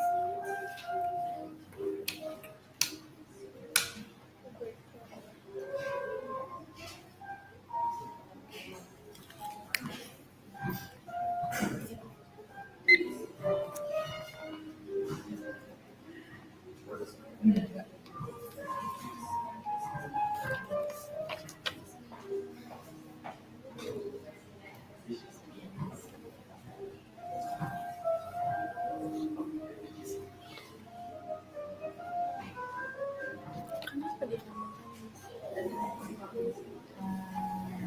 jualan selling speech?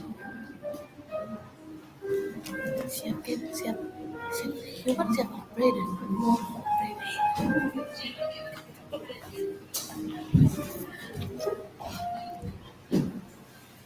Now, let's proceed to the next speaker.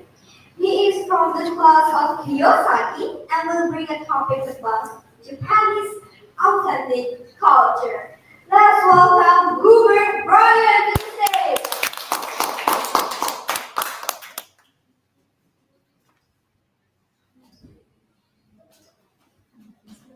Japanese authentic culture, Hubert. The time limit is 5 to 7 minutes. The stage is yours.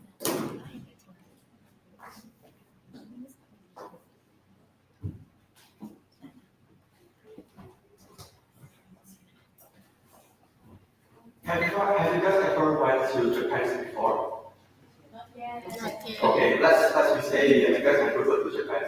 And even though you haven't go to Japan, you didn't know every culture from Japan. No. Okay, so today I will explain about the Japanese authentic culture. The first is the manga. Wait, is already changed the presentation? The first person PPT.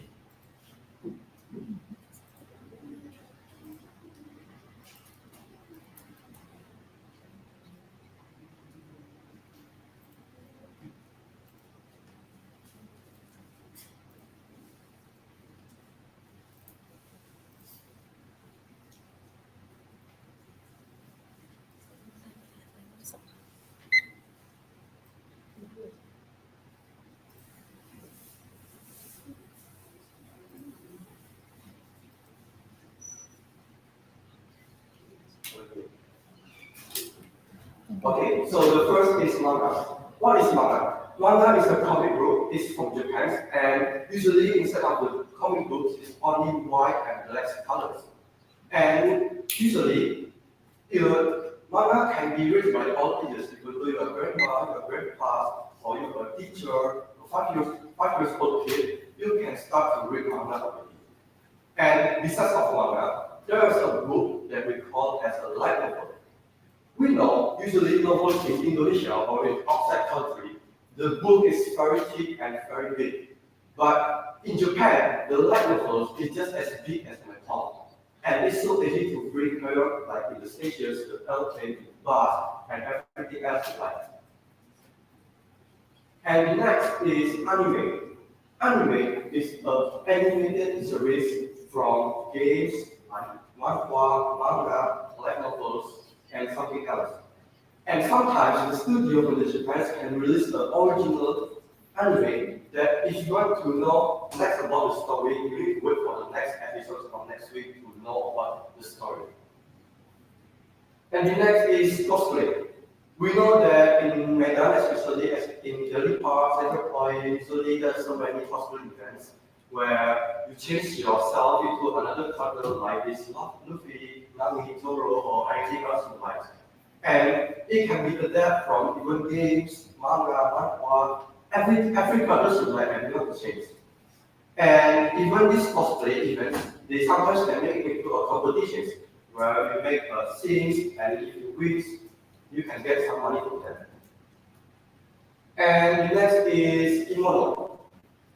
Usually, we know that kimono can only be used by women, but actually kimono also can be used by men. And there are some fun facts that I will tell you guys that actually kimono prices in Indonesia is very expensive. It can cost minimum 200 million rupiah, and we use kimono is for formal situations such as when you go attend to a wedding party, someone's death, and or you want to go to a reunion with your friends. And not only that, there is something we call as a yukata. Yukata is much cheaper than kimono, and sometimes we use it in informal situations. For example, when you go to a festival with your friends, or date with your girlfriends or boyfriends. And the next is the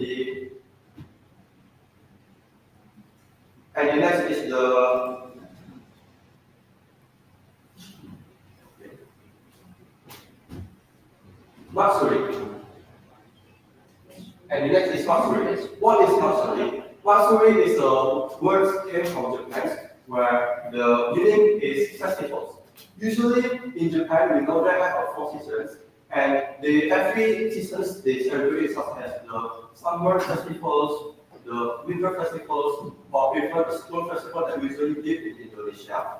And in their festivals, usually at the night time, midnight, 12 a.m., they will do so many fireworks and lanterns in the sky. And it's so beautiful. And not only that, at that time, they also sell so many foods like takoyaki, dim sum, and something else that you can buy at there. And usually this place is very suitable for you if you want to express your feelings to your crush or enjoying the nighttime with your friends or your classmates and your family, of course. And next is origami. Usually, origami, we think that this is folding paper, but actually, origami is firstly came from Japan. And when we are in the kindergarten, usually our teachers give us a paper to make templates, dustbins, a frog, something else that based on our creativity.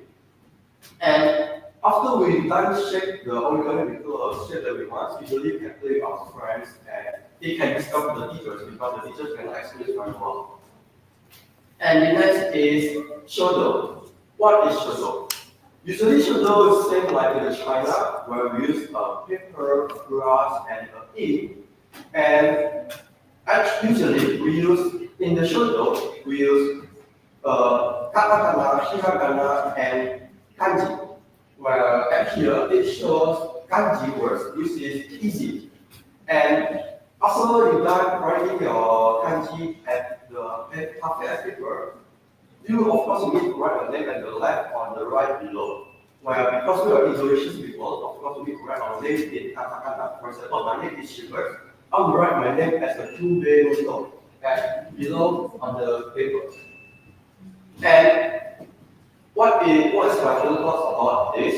After I explain further about Japanese marketing culture, I can know that actually Japanese culture can live inside us. It can be proven by there are so many comic book sellings in the media stores or even merchandise store. And then there's also so many cosplay events in the mall or even outside that we still don't know.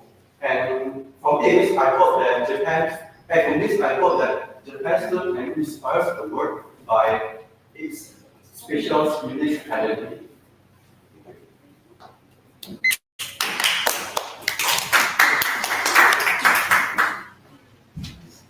Wow, thank you for the wonderful speech. Now let's have one of our judges here to give us feedback. Let's welcome our judge, Miss Jessica. I noticed that you love Japan a lot because you know a lot of information about Japan. Is it true? Yeah, it looks like you really mastered a lot of things. You know the calligraphy things and then the banana and then yeah, so many things you know about Japan. And I like your slides because it is very simple, but then it is very beautiful and powerful because you talk about Japan, right? And then yeah, you can see the Japanese building there, and then also the font and also the background. So I like your slides. And I also love your outfit. You look very neat and professional as a speaker. Good job. And I noticed that a big confidence. You really because you're talking about something. So it's so that you are very comfortable talking about this. I can see that you are confident and your voice power is good enough, not too loud, not too soft as well. And also like how the way you move your hand gesture while you explain about. But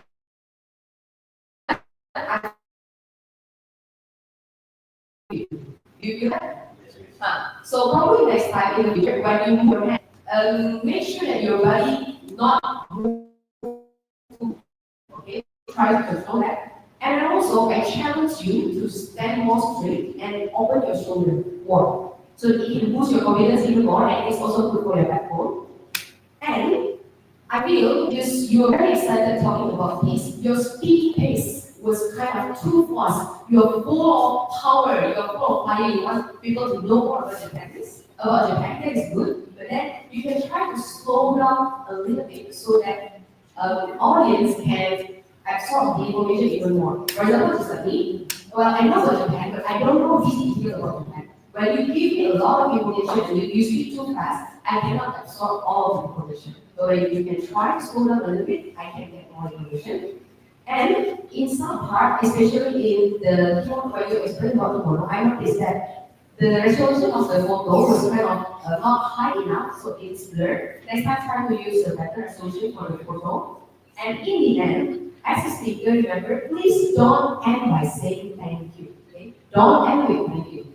So your message is for us to probably to live together with Japanese culture. You only want to talk about that, so close with that message. Don't say thank you in the end, okay?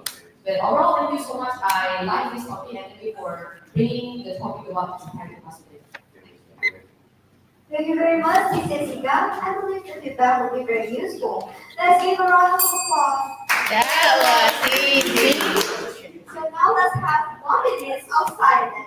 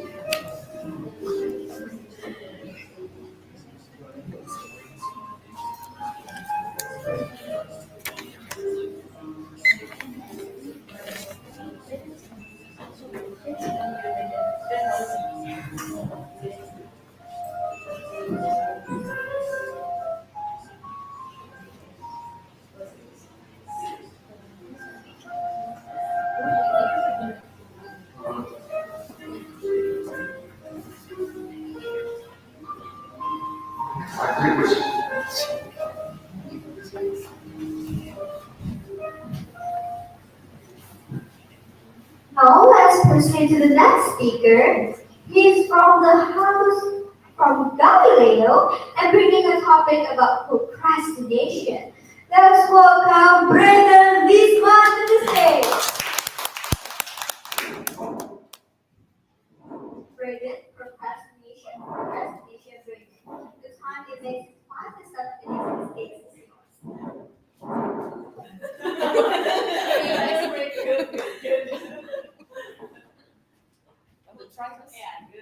Hello.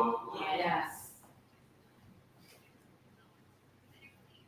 Who here has homework to do, but always postpones them? Me. You can put your hands down. And who here has work to do, but always postpones them as well? Ladies and gentlemen, I am Braden this time. And yes, I postpone my homework too. But why do we always postpone it? When we know that it has to be done? Well, let me tell you a quick story. During the last school year, I had a big project due for school. I knew about this project for weeks because my teacher announced it 2 weeks before the due date. I had it on my calendar. I even set up alarms to remind me every single day to do it. But every time I sat on my table and turned my laptop on, I felt stuck. I don't know how to begin. So I always took my phone and scrolled through social media, telling myself I'll only spend 5 minutes on social media, and then I'll go back to doing the project. But guess what? I never did it. In just the blink of an eye, the due date was tomorrow. I could still remember the night before the due date, I was rushing in a panic, trying to finish the project as fast as I can. Yes, I got it done. But was it the best result that I could achieve? I was tired, stressed, and disappointed in myself. And the worst part is that it's not because I didn't care or wasn't capable. It was because I was afraid that I wouldn't do my best. And so I always ignored the project until I couldn't anymore. And that's the thing about procrastination. It's not about being lazy, or not even about time management, but it's about how we feel, especially when we find things that are difficult, stressful, or even challenging. Scientists says that it's a battle in our brains between the prefrontal cortex, the part of our brain that finds it impossible to make decisions for us, and the limbic system, who seeks for pleasure and avoiding pain. Procrastination may occur because of many reasons. One of them is because of perfectionism, lack of motivation, or even just being lazy. But procrastination may feel okay at first, but it comes with a cost. We can see from this graph the effects of procrastinating in the short term and the long term. In the short term, we will often feel stressed and panic when the deadline approaches. In the long term, we feel that our mental health starts to weaken. The performance of our work is starting to drop. So, what can we do to stop procrastinating? The first thing and most effective for me is breaking the task into smaller steps. Instead of thinking, I have to write a whole essay, tell yourself, just write the first sentence, or even open the Word document. Doing one small step can make a huge difference. And another thing that is effective is tell yourself to only do it for 5 minutes. Usually when you work on something, you don't stop anymore. You just keep going and finish. That's a trick that some people can use when they encounter procrastination. So, remember, procrastination is not about time management or not wanting to do something. It's about our feelings. When we find things that are difficult, that we think are not capable enough of doing. We don't have to wait for the perfect moment to do something. We can do it now. Not later, not tomorrow, now. So, take the smallest step, because if we take the small step, it will make a huge difference. So, everyone, I would like to invite everyone to raise their hands up one more time and tell themselves, I will not procrastinate anymore. I will not procrastinate anymore. One more time, I will not procrastinate anymore. Ladies and gentlemen, I am Bridget this month.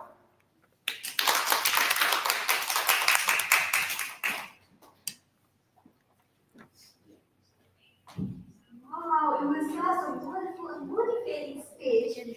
Now I would like to invite one of our judges here to give us feedback. Let's welcome our judge, Miss Cecilia.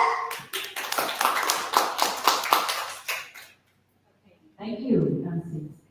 Brilliant! Ooh, what level are you now? Surgeon. So you are going to surgeon, or you are going to let us know now? Okay. What grade are you now? I just went into 10th grade. 10th grade. Oh, okay. I think, Brayden, you bring this topic, I heard this topic before, right?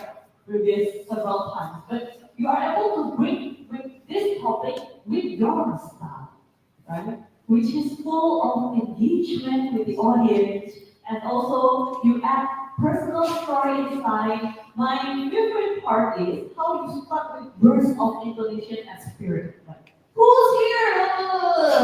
Everyone was like, what? And every audience attention suddenly owned by you.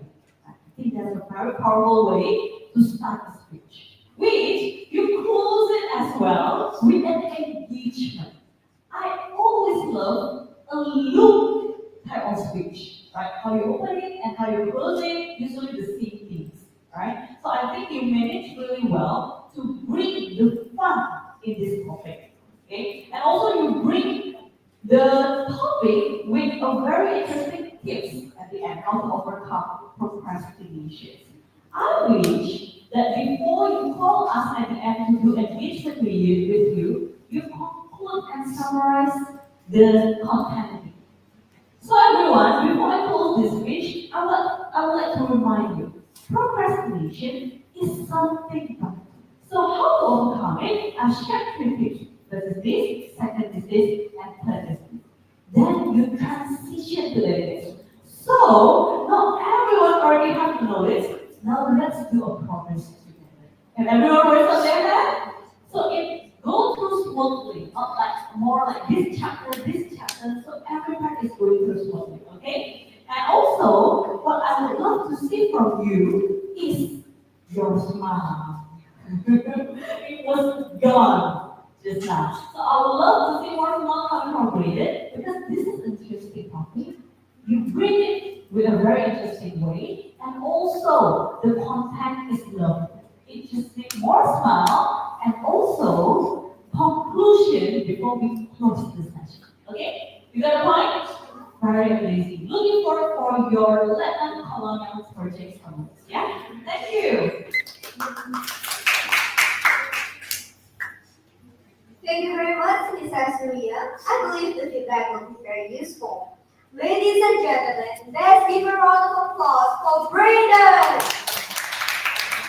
Brandon, you may go back to your seat and remember to leave it off. That was easy. Now let's have 1 minute of silence.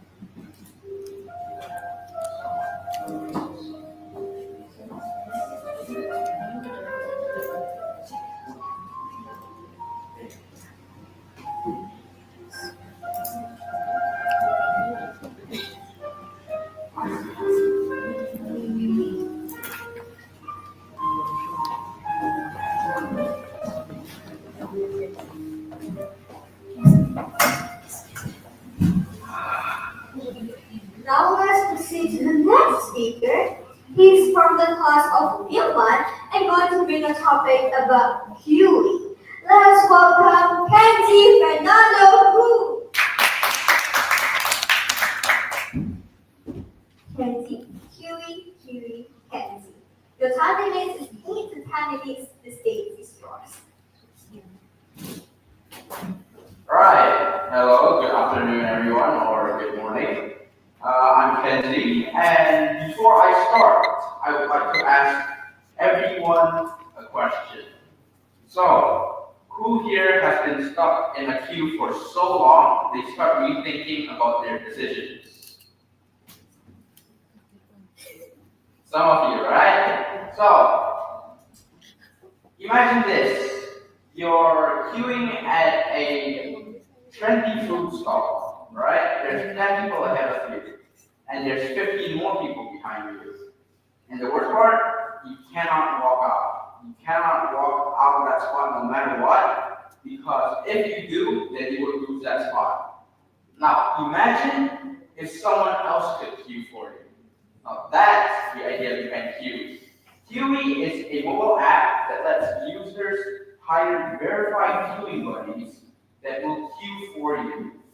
So, like Rosette and Grab, where they help you book a ride, order food, Huey helps you book someone's time. You post a task, they accept it, and you get live updates as they queue on your behalf. So, this is what the logo would look like. Now, you might be wondering, why does the logo look like this? Why does it look so boring, so bland? Am I right? So, allow me to explain. Why the logo looks like a Q? Well, it's simple. Why it resembles the letter U is which stands for Q, which is the main thing we're doing. And you see that little circle and the triangle there? Yes. That's to resemble the bunny, someone who will queue for you. And as to why the color is gray, can anyone guess? Why it's not green, blue, red, any of those colors? Simple. It's because I'm going for a more professional, neutral kind of vibe. Now, let's go onwards to the innovation. Now, what makes Kiwi so innovative? What makes it such an innovation and not just an idea? Let's break it down. So Kiwi, firsthand, it takes something so boring, such as waiting in line, and turns it into a job opportunity. Second, it uses real-time tracking, such as Gojek and Grab. And last but not least, it still gives you a peace of mind. What do I mean by this? So you still get what you want, what you need, without wasting hours, minutes, and even seconds of your time. So instead of wasting time, you're essentially buying it. You're buying it back. And instead of hiring general errand runners, such as TaskRabbit and GoGet, you're hiring someone with only one specific goal in mind, which is to queue for you. Now, let's go on to the problems we're trying to face. So, I want everyone to imagine this. I'm pretty sure all of you have been in a long queue before, am I right? Yeah. Everyone has been in a long queue. Everyone hates queues, am I right? Yeah. No one likes queues. So imagine this. You're stuck in a long queue. Your leg goes numb. You're tired, you're bored. Your phone battery's at 5%. You cannot do anything about it. And the worst part, you're not even close to the front. You're nowhere near the front. Now, imagine this happening to someone pregnant. Imagine this happening to the elderly. Imagine this happening to women with kids. Queuing is not just uncomfortable anymore. It has become modern day torture. And the truth is, most people can't do anything about it. They cannot ask someone else to queue for them. They cannot take time off work to go early. They cannot spend any more time queuing to do their activities such as studying, school, work, etc. But now let's flip the coin. All right, let's flip the coin. Indonesia is full of unemployed people, not because they're lazy, but because there aren't enough jobs.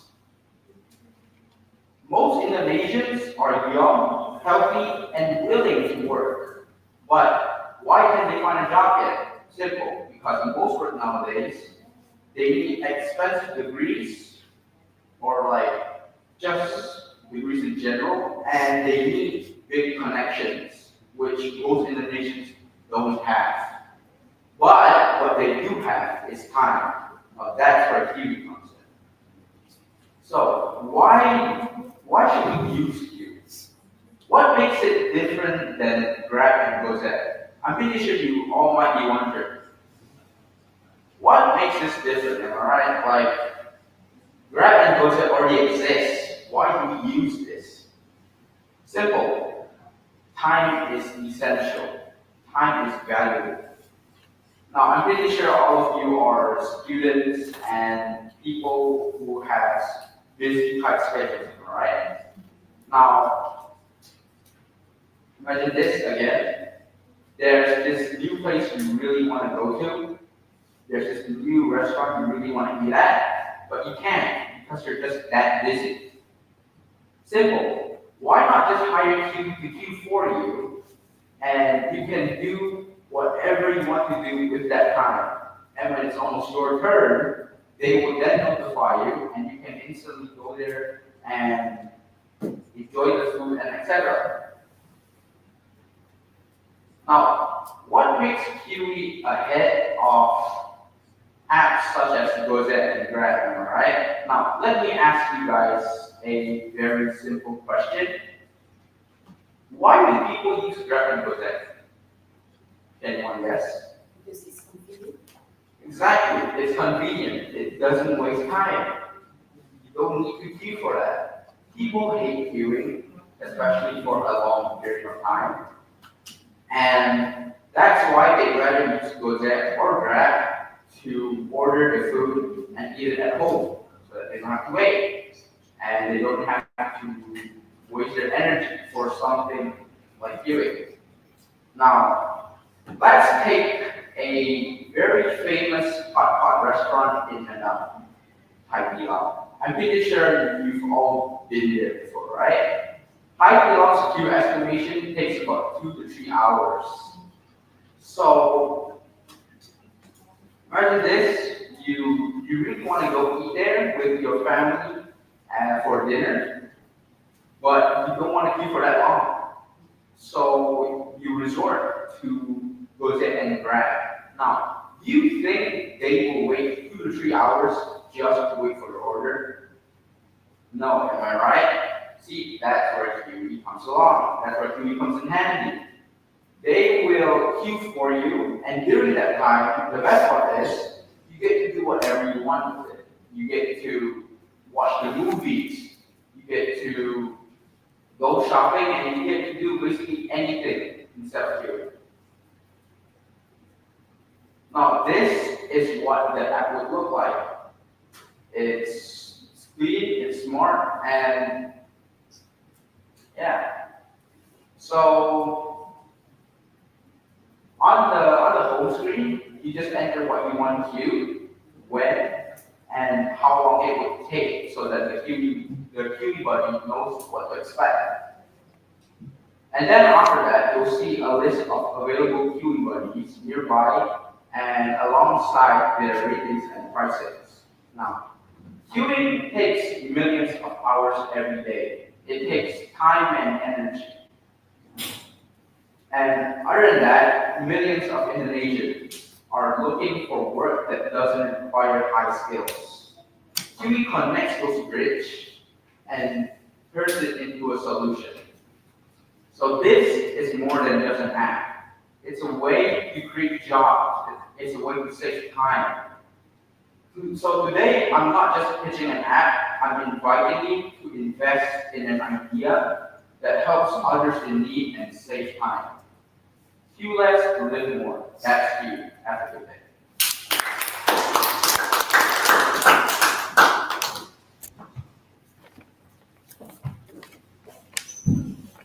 Wow, thank you for your wonderful speech. Now let's have one of our judges here to give us the back. Let's welcome our judge, Miss Jessica Yuna. Angie, when how long you prepare for this? If I have to be honest, like 30 minutes. 30 minutes? Yeah, I'm sorry. Okay. So I feel that we are in Shark Tank today. I feel that you deliver very professional teaching. So if I am an investor, probably I'm going to invest in your startup. I really like the idea. How did you come up with this idea? Brainstorming, I guess. Because one day reference was that came to my mind. Okay. So yeah, that means you are very creative. I really like this idea. I think if you try to pitch this with the real investor, probably they are going to feel interested and invest in your company. And I also feel that you will look so calm and confident. You really master the slides, like you know what to say, you look very professional, and you look very convincing, as if you are doing a real meeting. So good job for that. I don't want to comment a lot on your skill to pitch. It is good already. While here are some room for you to improve. First, I feel that your slide is too simple for your big idea. You know, the idea is very interesting already, but then the slide is just too simple. Probably you can try to put more effort in your slides that will convince the investor even more. Try to use Canva. They have a lot of template already. You can just simply change some part and write into what you want to use. And I feel as an entrepreneur, you should be careful with your words, especially when you do meeting. I feel, just now you said a lot of Indonesians, young Indonesians, they are unemployment, they don't have high skill, they want to work but they don't have that high skill, this and that. I think it's better for you to change that statement into our team will help you to queue. Because if you say the briefing statement, it feels like you are, kind of like looking down to your own team. Correct? So it's better for you. Our team will help you to queue. And just now you also keep on saying that they will help you to queue. They will help you to queue. Because you are doing meeting, it's better for you to use we because you are part of this. Pay attention to the subject that you use. And I also like how the way you post. Like queue less, lead more. So this is a very interesting pitching. You just need to work more on the slides and be careful with the wordings and pay attention also in the subject. But overall, you did a good job. Good luck, Angie. Thank you very much, Mrs. Sina. I hope this feedback was very useful. Ladies and gentlemen, let's give a round of applause for Glenn. That was easy. Now let's have 1 minute of silence.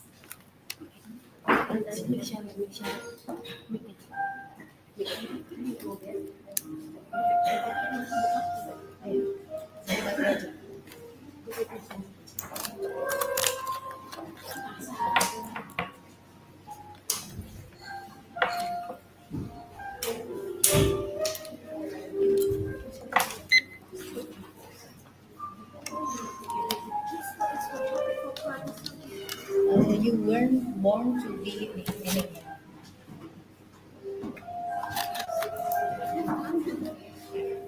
20 seconds. Oh, jangan. Buat azan.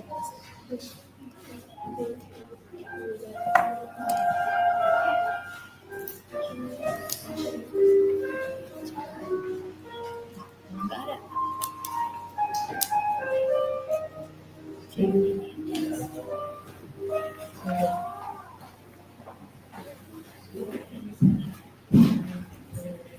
Now let's proceed to the next speaker. She is from the class of Clinton and going to bring a topic about you were born to be a bullet point. Let's welcome Clarissa Valencia Kamala. Clarissa, you were born to be a bullet point. You were born to be a bullet point, Clarissa. Your time limit is 5 to 7 minutes. The stage is yours.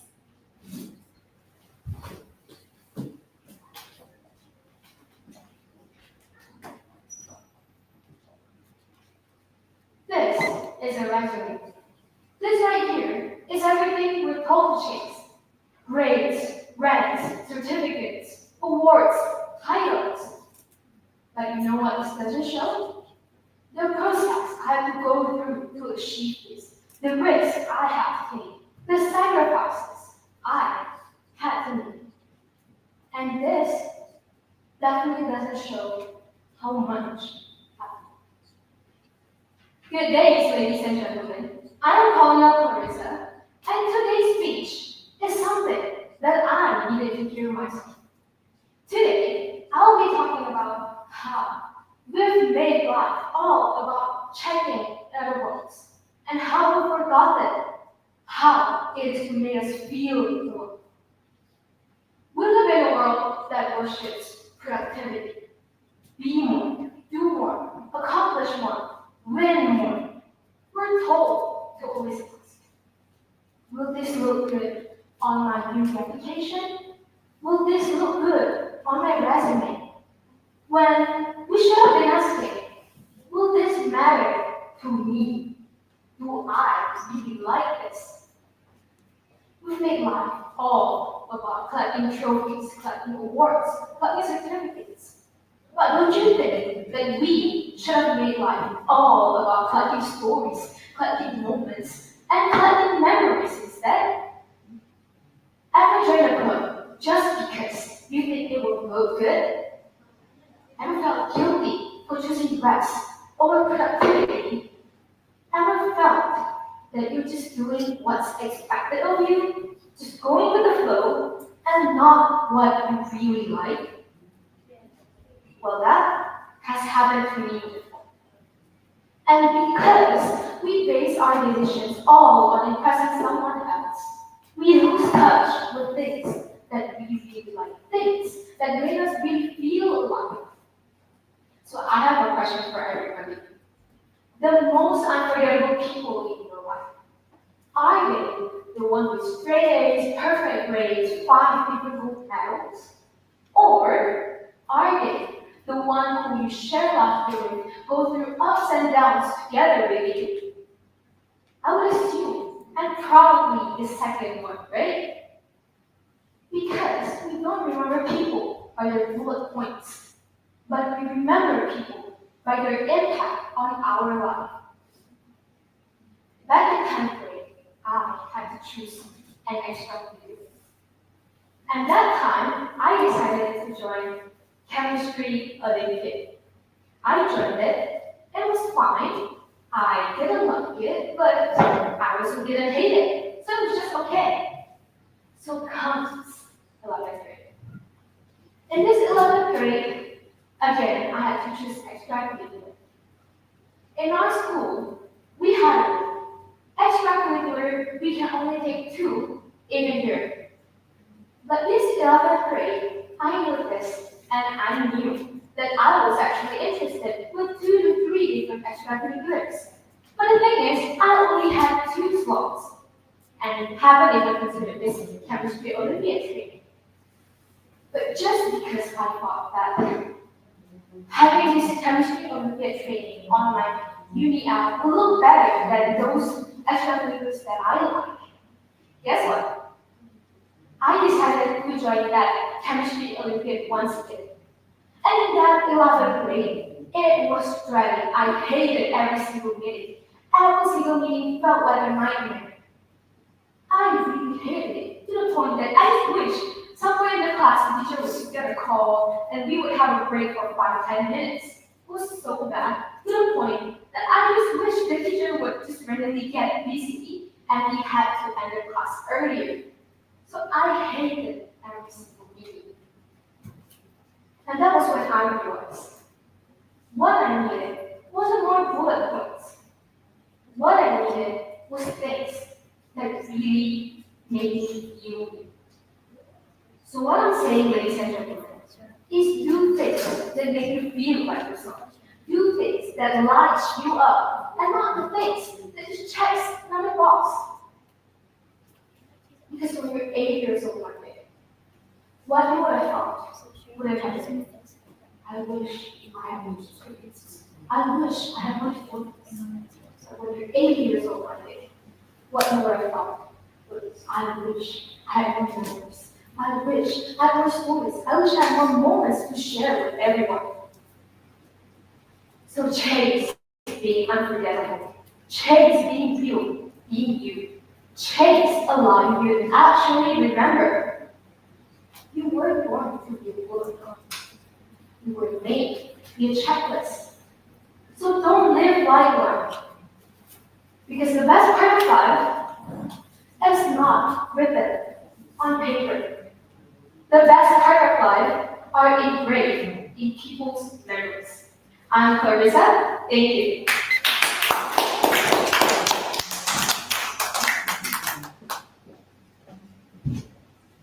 Oh, there was such a wonderful speech from Marisa.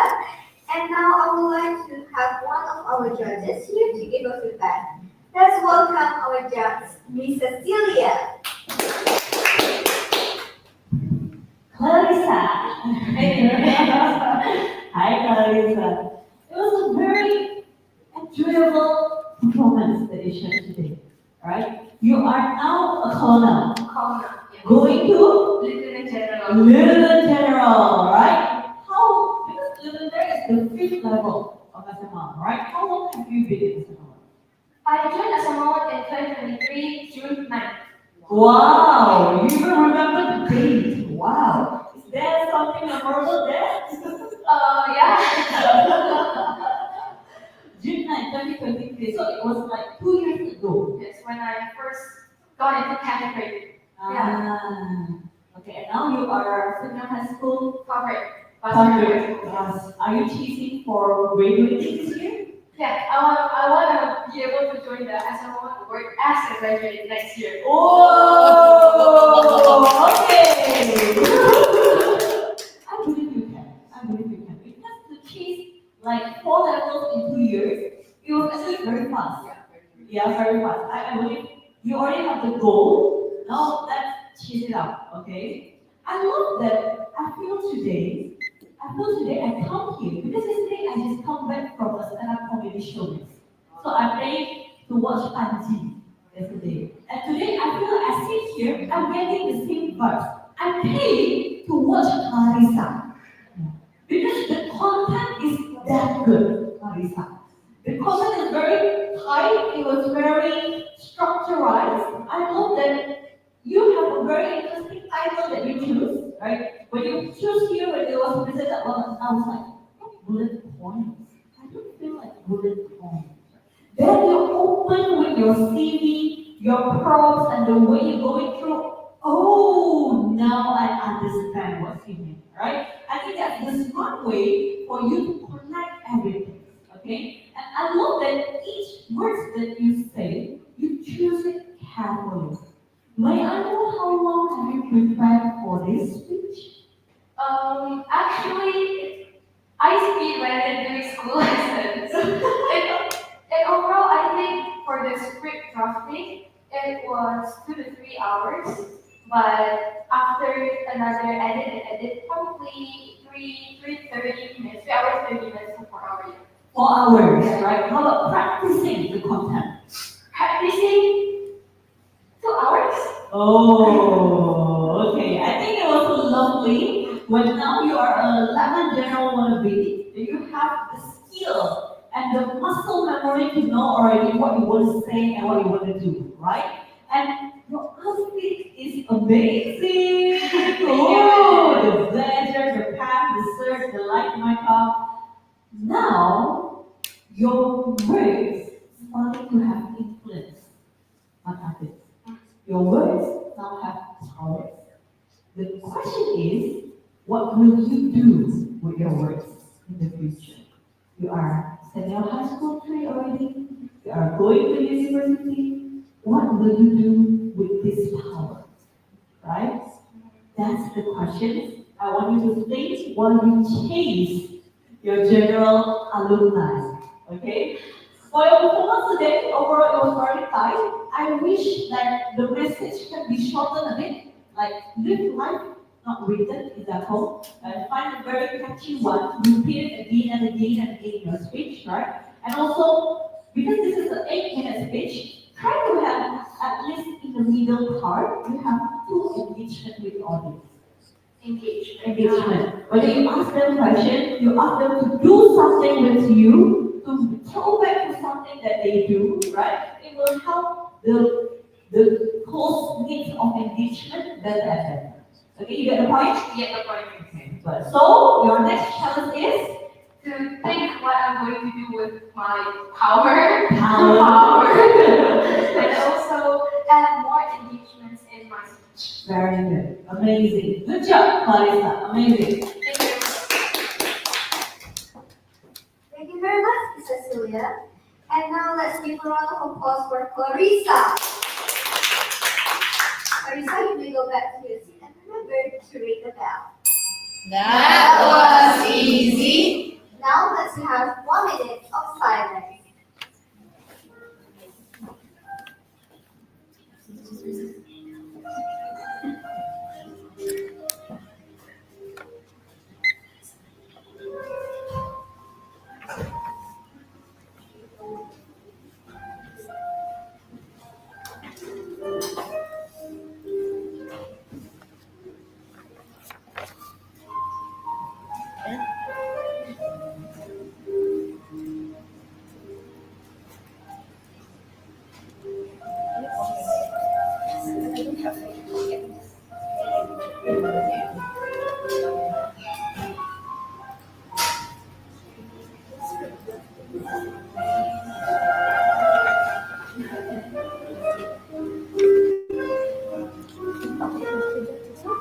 No?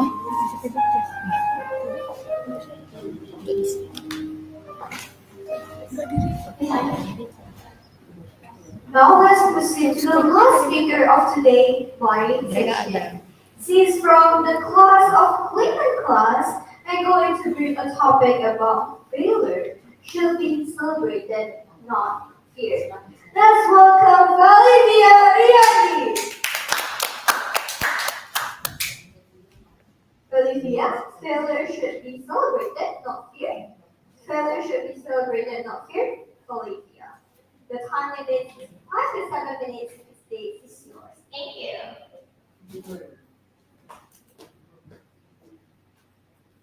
Have you ever messed up so badly that you just want to pretend something never happened?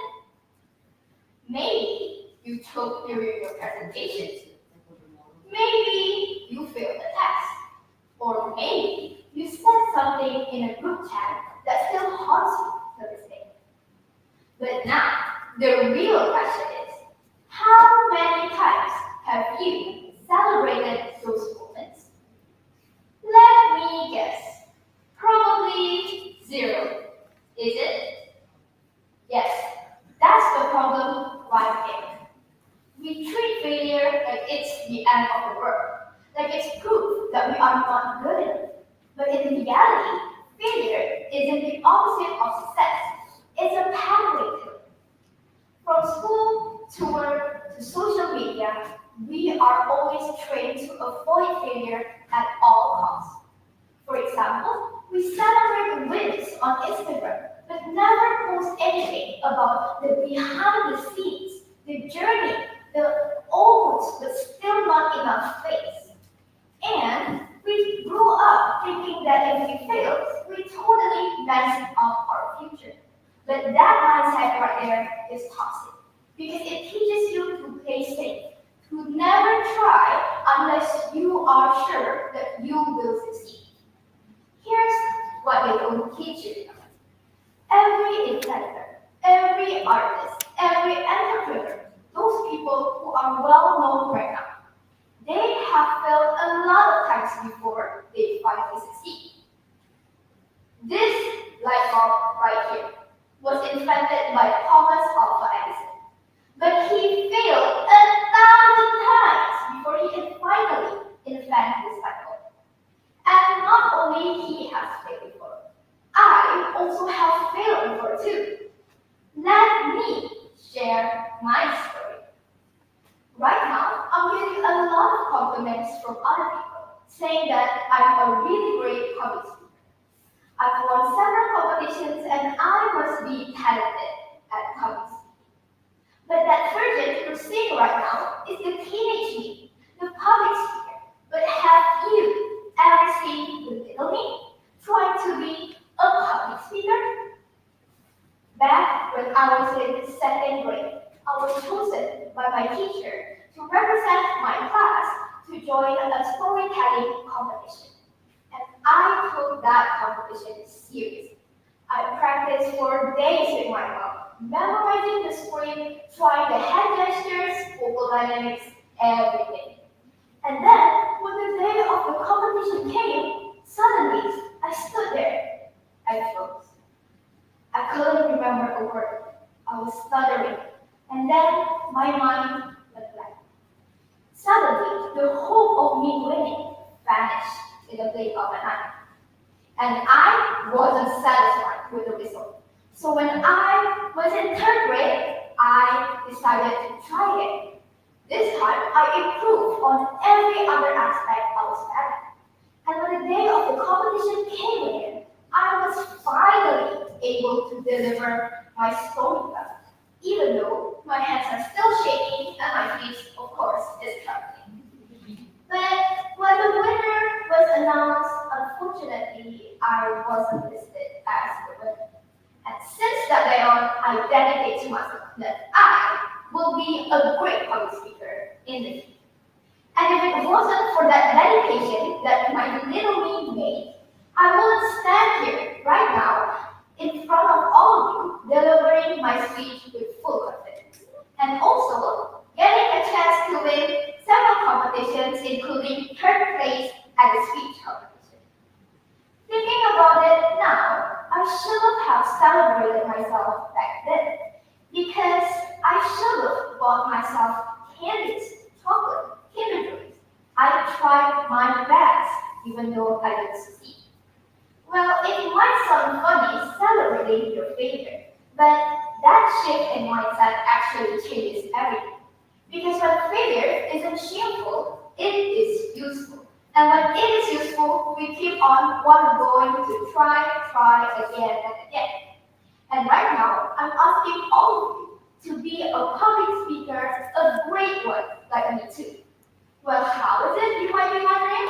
Simple. One of the easiest way to become a great public speaker is by joining competition. You simply learn by observing how the winners win, how they grab the jury's and the audience's attention, and what stands out for them. And right now, I'm also joining the competition. It is called Battle of Speeches. So what is Battle of Speeches? It is a public speaking competition that is held by SML1. And to know more about Battle of Speeches, you can ask the training coordinator or SML1 trainer to get more info. And you can scan here for more information. So I'm waiting to see you there as my competitor. So at the end of the day, remember that we should stop treating failure like it's a secret, and we should start treating it like a spark. Because when you fail big, you also gain big. I am Colonel Freddy Viagandi, officially signing up.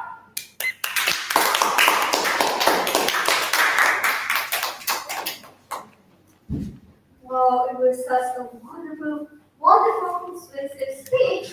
And now I want to have one of our judges here to give a feedback.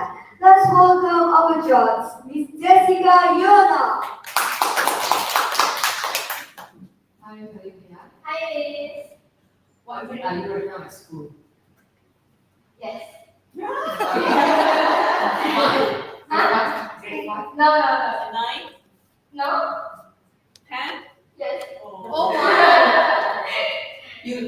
Okay, that means I guess you're too young. Grade 4. But then Miss she talked about failure. Can you imagine? What did we do at grade 10? Was Korean drama probably. So yeah, you bring a very interesting topic. And thank you for reminding us that failure should be celebrated, not feared. It's a very beautiful message. And I like when you dare to explore the whole stage. You are moving the whole stage, so very, very good. And I like your vocal variety. You're full of power. So it really shows that you're very interested in this topic and want the audience also feel the same. And I like when you insert your personal experience. Because sometimes when we only tell the theory, the audience cannot really relate with us. But when we tell our personal experience, they probably can relate even more. And I can also relate when we talk about the competition because I also ever dressed up in my speech competition when I was young. So it's a good idea to always insert our personal experience whenever we deliver speech on the stage. And the most beautiful thing is you not only tell us we should celebrate fear, but you also challenge the audience to join battle of speech. So you really hope that they really apply what you shared since the very beginning. Well, for me, only some minor things that you can pay attention on in the future is your hand gesture. I feel that you tend to have repeated hand gesture like this. So probably you can try to give more, give more hand gesture. And in the beginning, I have said that you had a full power. Your voice is full power since the very beginning. Try to give a variety in your voice so that it can create a dramatic impact. Okay, so not full power since the very beginning. So there is some part that you need to slow down a little bit when you need to pause so it can create a bigger impact to the audience. Again, thank you so much for bringing up this topic. Starting from today, I will try to celebrate my failure. Thank you, Miss. Thank you very much, Miss Jessica Yona. And now, ladies and gentlemen, let's give a big round of applause again for Valencia. Olivia, you may go back to your seat and remember to ring the bell. Thank you. That was easy. Let's have 1 minute of silence.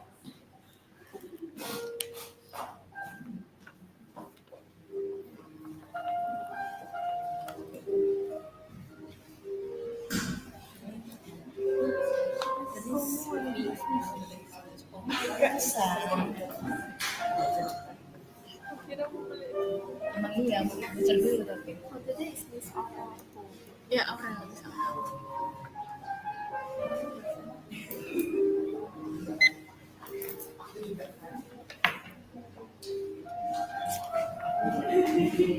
Ini dia Miss Aurel. Ini pakai waktu dia. Enggak. Coba ke dia. Ini 5 menit, 3 sampai 5 berarti. 3 sampai 5 menit. Yang mana Dingin habis. Dingin dia lebih. Oh ya. Gue share. So, ladies and gentlemen, how are you feeling after the real stage is finally over? Really? I'm sure that all of you really feel it because I am too.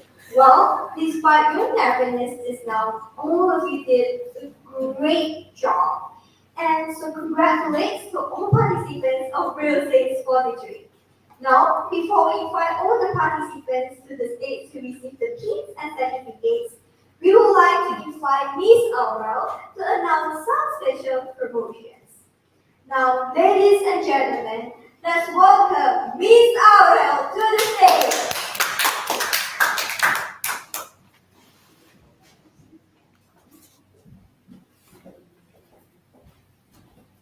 Selamat siang Papa dan Mama semuanya. Perkenalkan, saya Christina sebagai Customer Relationship Officer SML1 di cabang Triglan.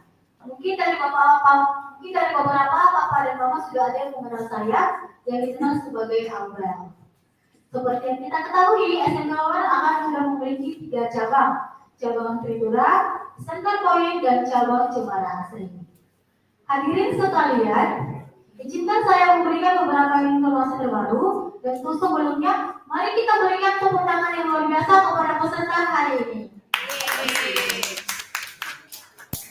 Berikut dan informasi terbaru yang kami sampaikan. Yang pertama adalah untuk pembelian buku, yang mana Papa Mama saat ini telah menyelesaikan tahap real stage, yang mana akses melanjutkan ke level tersebut yaitu dengan cara untuk membeli buku di level tersebut. Khusus di hari ini, SML melakukan promo spesial yaitu ada di harga normal itu di 600.000 dan untuk hari ini menjadi 500.000 saja. Jadi sudah ada untuk promo spesialnya sebesar 100.000. Maka Papa dan Mama kami sangat menyarankan untuk melakukan pembelian buku hari ini karena promo hanya berlaku khusus transaksi hari ini saja. Dan untuk informasi selanjutnya adalah referral atau ajak teman. Untuk Papa Mama, jika Papa Mama merekomendasikan SML1 kepada siapapun, kepada teman, saudara, dan lain-lain, maka kami ada program referral yaitu akan mendapat diskon hingga 200.000.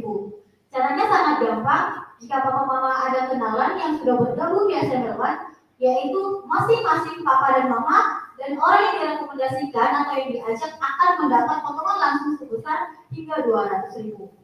Caranya sangat gampang, yaitu ketika teman Papa Mama sudah mendaftar dan saat untuk mengisi link registrasi, silakan mengisikan nama Papa Mama yang sebagai direkomendasikan agar langsung terupdate hingga mendapat up to 200.000 dan bisa dipotong secara langsung. Dan untuk informasi terakhirnya itu adalah SIGIM diskon. Nah, jadi untuk di SML ini kami memberikan apresiasi kepada adiknya yang sudah bergabung juga di SML akan mendapat potongan langsung hingga 200.000. Maka Papa Mama jika memiliki 2 anak atau adiknya juga join akan dipotong langsung 200.000. Yaitu adalah mendapatkan 200.000 kepada adiknya dan adiknya juga ada lagi. Jadi misalnya ini kita ada 3 anak. Maka anak kedua dan anak ketiga masing-masing mendapatkan diskon hingga 200.000.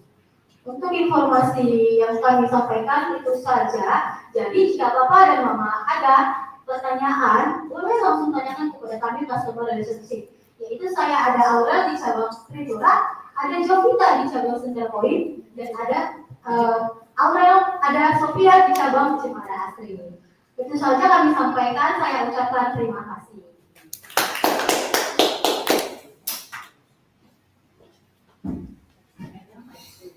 Thank you, Miss Aura, for the announcement. Now we would like to invite Miss Jessica to present the pins and certificates. Now we would like to call on the participants to come up to the stage, taking turns. If you hear your name being called, please go up to the stage and receive it.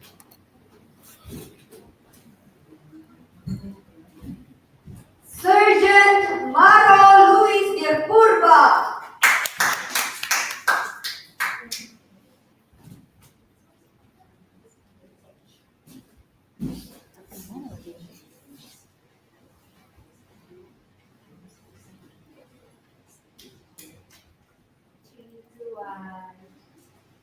Okay, once again.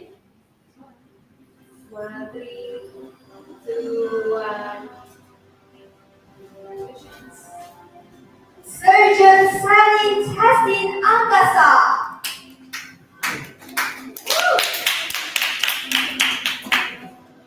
Surgeon Sanin Holly Rinsen.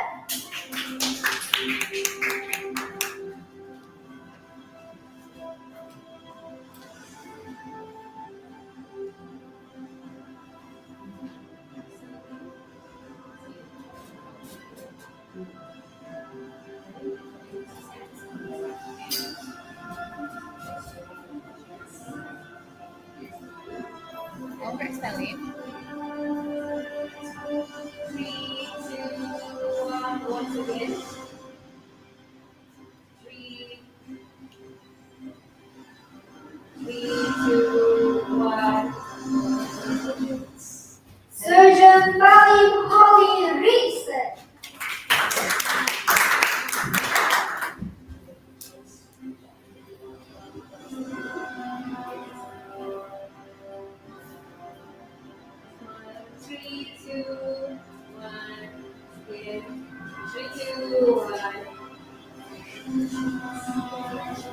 Surgeon Carmen Zokro Mitro.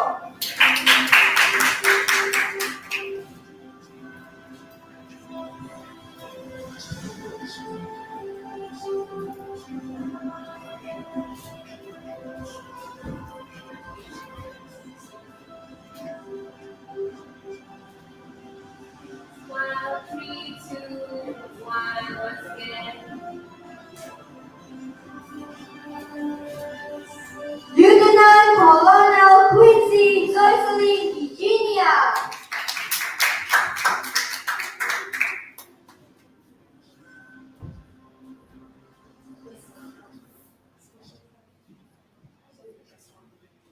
Smile, 3, 2, 1. Once again.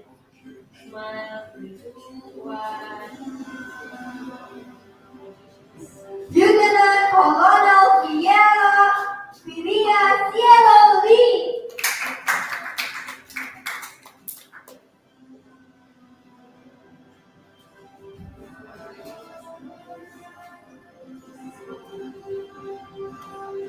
Smile, 3, 2, 1.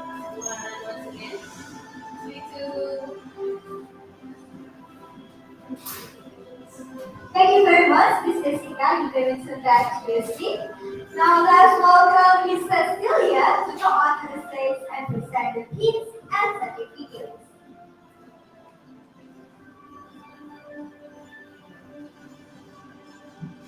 Lieutenant Colonel Savannah Joey Wijaya.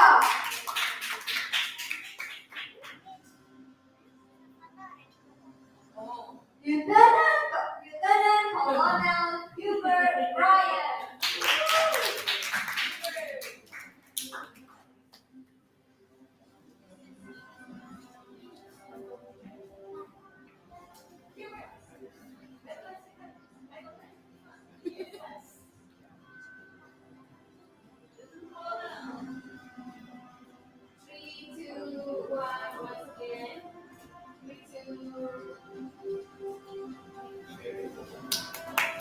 Lieutenant Colonel Brigadier Lisbon.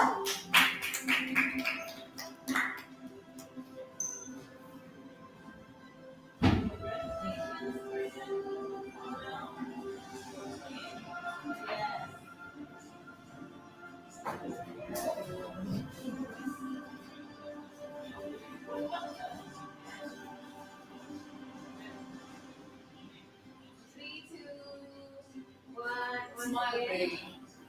Smile, smile. 3, 2. Colonel Kenzie Fernando Hu.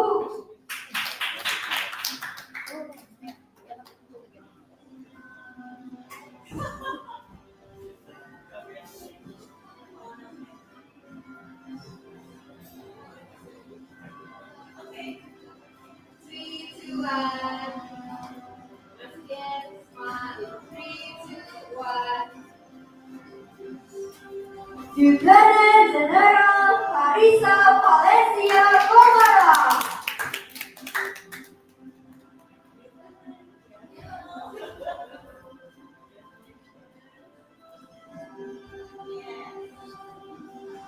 In 3, 2, 1. Once again. 3, 2.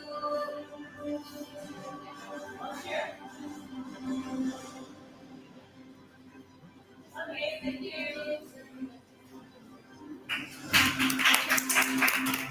Lieutenant General Olivia Riani.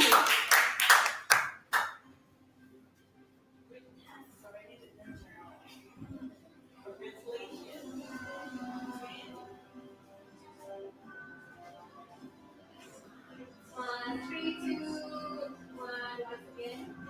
3, 2, 1.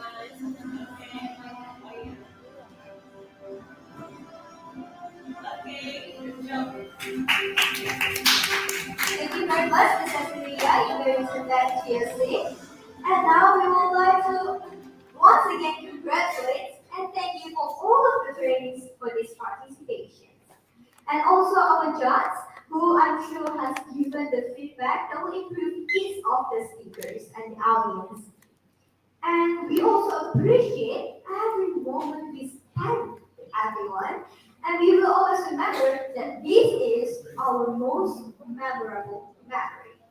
I am Lieutenant General Sarah Anthony. And thank you and see you at the next event.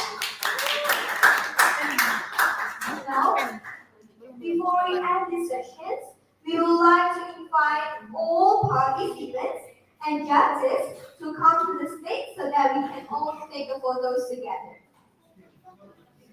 And also, don't forget to bring your certificates as well. Bring your certificate.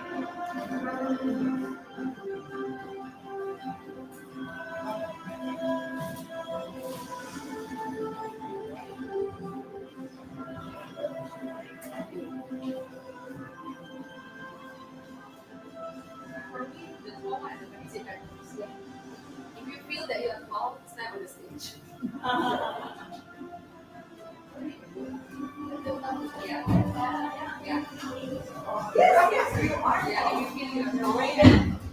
The one who is tall and tall and taller. Tall and taller.